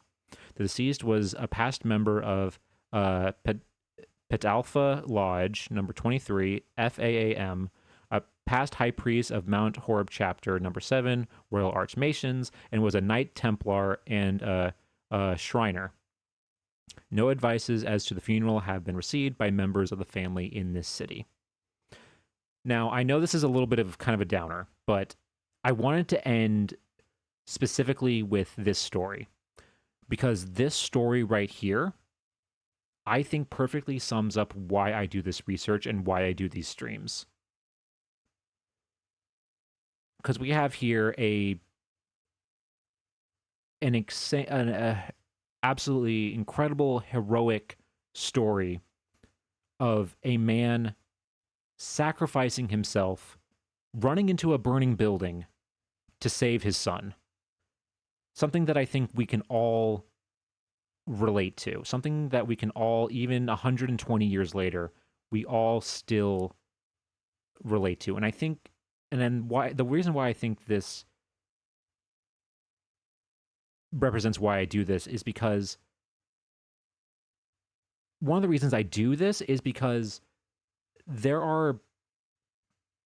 are basically like, well, just history in general. I personally feel like history, how it's taught in school, is incredibly boring and horrible because most of it involves just memorizing certain dates and events, and that's it. But really, when you get down to it, history in the end is stories, something that we all love. We all love stories, whether it's in books, in movies, in video games. Like, we all love stories. And there are millions upon billions of potential stories out there relating that actually happened, relating to people like George that are out there that are just waiting to be discovered, that that are have been lost to time. I want the people who someone like George who sacrifices himself, you know, who has an incredible story of sacrifice to save his son. That's a story that deserves to be remembered and be told and continue to be told and not be forgotten. So that is why I do this. Why I that is why I do this research, to uncover these stories and to share them with the world and to make sure and to show people that there's so much cool and interesting and fascinating history and stories out there. It humanizes also people of the past. We can relate to them more this way. If you just learn about just the few famous people in history, it makes the past feel way more other and feels way more just distant and not real. It feels like another world. When in the end, people in the past are just like us. They're just like you and me. They loved, they laughed, they cried, they suffered. They went through all the emotions and all the life experiences that we do when it comes down to it. And that's what this type of research does. It humanizes these people of the past. It makes us be able to connect with them way more. And it does it in a way that, that is way more, I feel like, digestible and way more, I don't know if entertaining is necessarily the right word, but just more engaging. Engaging, I think, is more what I'm more looking for. So, so that is why I do this. That is why I am going to continue to do this as long as I can. Thank you for coming to my TED Talk and for getting off my soapbox there for a little bit. But yeah, yeah, that in the end is basically why I do this and why I'm gonna keep doing this. And speaking of which, I do have an announcement. I do have a little bit of an announcement, and that is that research streams are coming back. So again, if you came in from VPie's raid, I have actually not been doing these research streams for about a month and a half now because we just finished, or about a month and a half ago, we finished a 3-month long project where I was researching 24 people in an antique photo from 1888 and trying to find all of them. And that kind of, I did to prevent myself from burning myself out. I've been taking a bit of a break from the research streams, doing a variety of different things. And I'm here to announce that research streams are coming back officially August 16th. I have gotten more things that we're going to research, more things we're going to try and find, and I'm really excited. I have some more antique photos that I bought at antique stores that we're going to try and see if we can find out who those people are. I bought some. I also have some old postcards that were given to me by a friend that we're going to try and see if we can learn about who those postcards were sent to. And this is all going to happen on August 16th. And it's going to happen on August 16th. And I mentioned this at the top of the stream as well. Is that basically I'm going to be, after July 29th, I am going to be not streaming for 2 weeks. I'll explain at a later date why exactly, but I'm going to be busy during that 2 weeks. So between July 29th is going to be our last stream for 2 weeks until August 12th.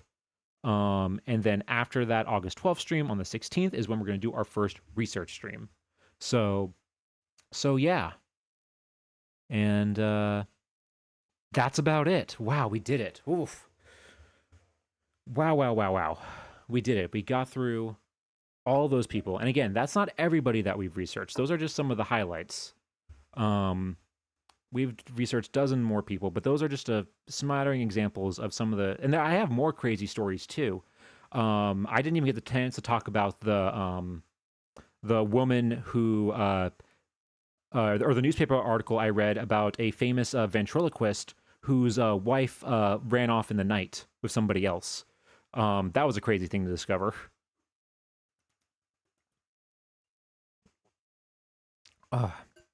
But yeah, wow, that was really fun. I hope you guys enjoyed that. I really love talking about these things. But if there aren't any questions or anything like that, I think that's where we'll call it for tonight. Oof, wow. You know, for a last minute presentation, I think that was pretty well done. I made this thing like 3 hours before stream started. Uh, so hold on, wait. Let me ask. Before we end here, let's ask my friend Lewis here. What he thought of today's presentation. If you don't know, if you're new here, coming in from VPy's raid, the little guy in front of me here, that is Lewis. He's my little stream mascot. He's a little peanut guy, who I actually found while doing genealogy research. This guy right here, and he has the ability to talk. We can ask him questions. So we're gonna go ahead and ask him real quick. Let's see, Lewis, what did you think of today's presentation? It's giving Slytherin. I don't know how to take that. I don't know how to take that, Lewis. I mean, I consider myself more of a Ravenclaw, but all right then. Jeez. I think it went better. I think the presentation went better than Slytherin. Some of the people that we talked about definitely probably deserve to be in Slytherin. But yeah. All right. So on that note, though, let's go ahead and let's go on back to our office. And yeah, all right. So that's where we're gonna end it for tonight, folks. Thank you guys so much for being here. If you are new here, I'm not a professor, but you can call me Nap. I do these streams every Sunday and Wednesday at 6 p.m. Eastern Standard Time. We are going to be doing a stream on Wednesday. I don't know exactly what it's going to be yet, but we shall see. Um, we shall see when we get there. All right.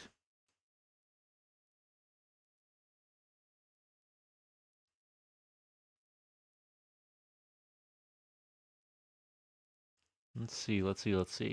Who are we gonna raid? Oh, also, link to the top of the chat is my newest YouTube short that I made that came out today. If you want to go ahead and check that out.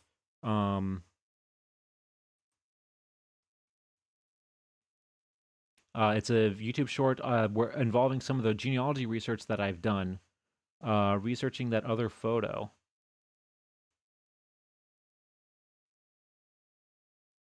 All right, let's see if we can find somebody to raid real quick.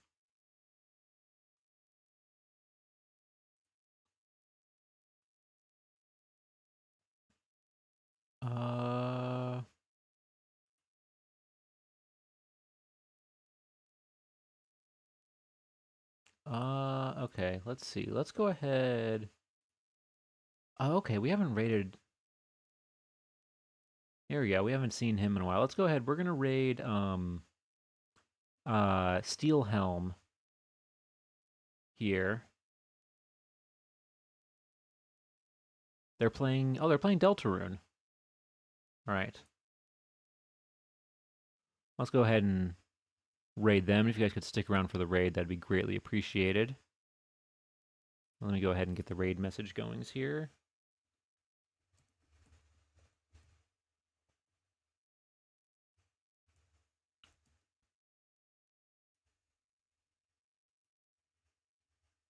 All right, there's the raid message for subscribers, and then we'll do one real quick for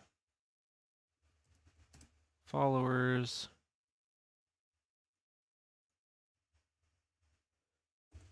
All right, there we go. That's all ready to go. But yeah. All right. So yeah, that was today's stream. Thank you guys again so much for being here. And again, if you came in from VPie's raid, thank you so much for sticking around. Thank you getting so much VPie for the raid earlier. And thank you guys for sticking around. This was really fun. I love talking about these things. Maybe I'll do another one of these in the further future. But probably won't be a while. And I'll also give myself more time to prepare than this time. But yeah, thank you guys again so much for being here, and hope you guys have a good rest of the day or night wherever you are. And I'll see you guys on Wednesday. All right, have a good night, everybody. Take care.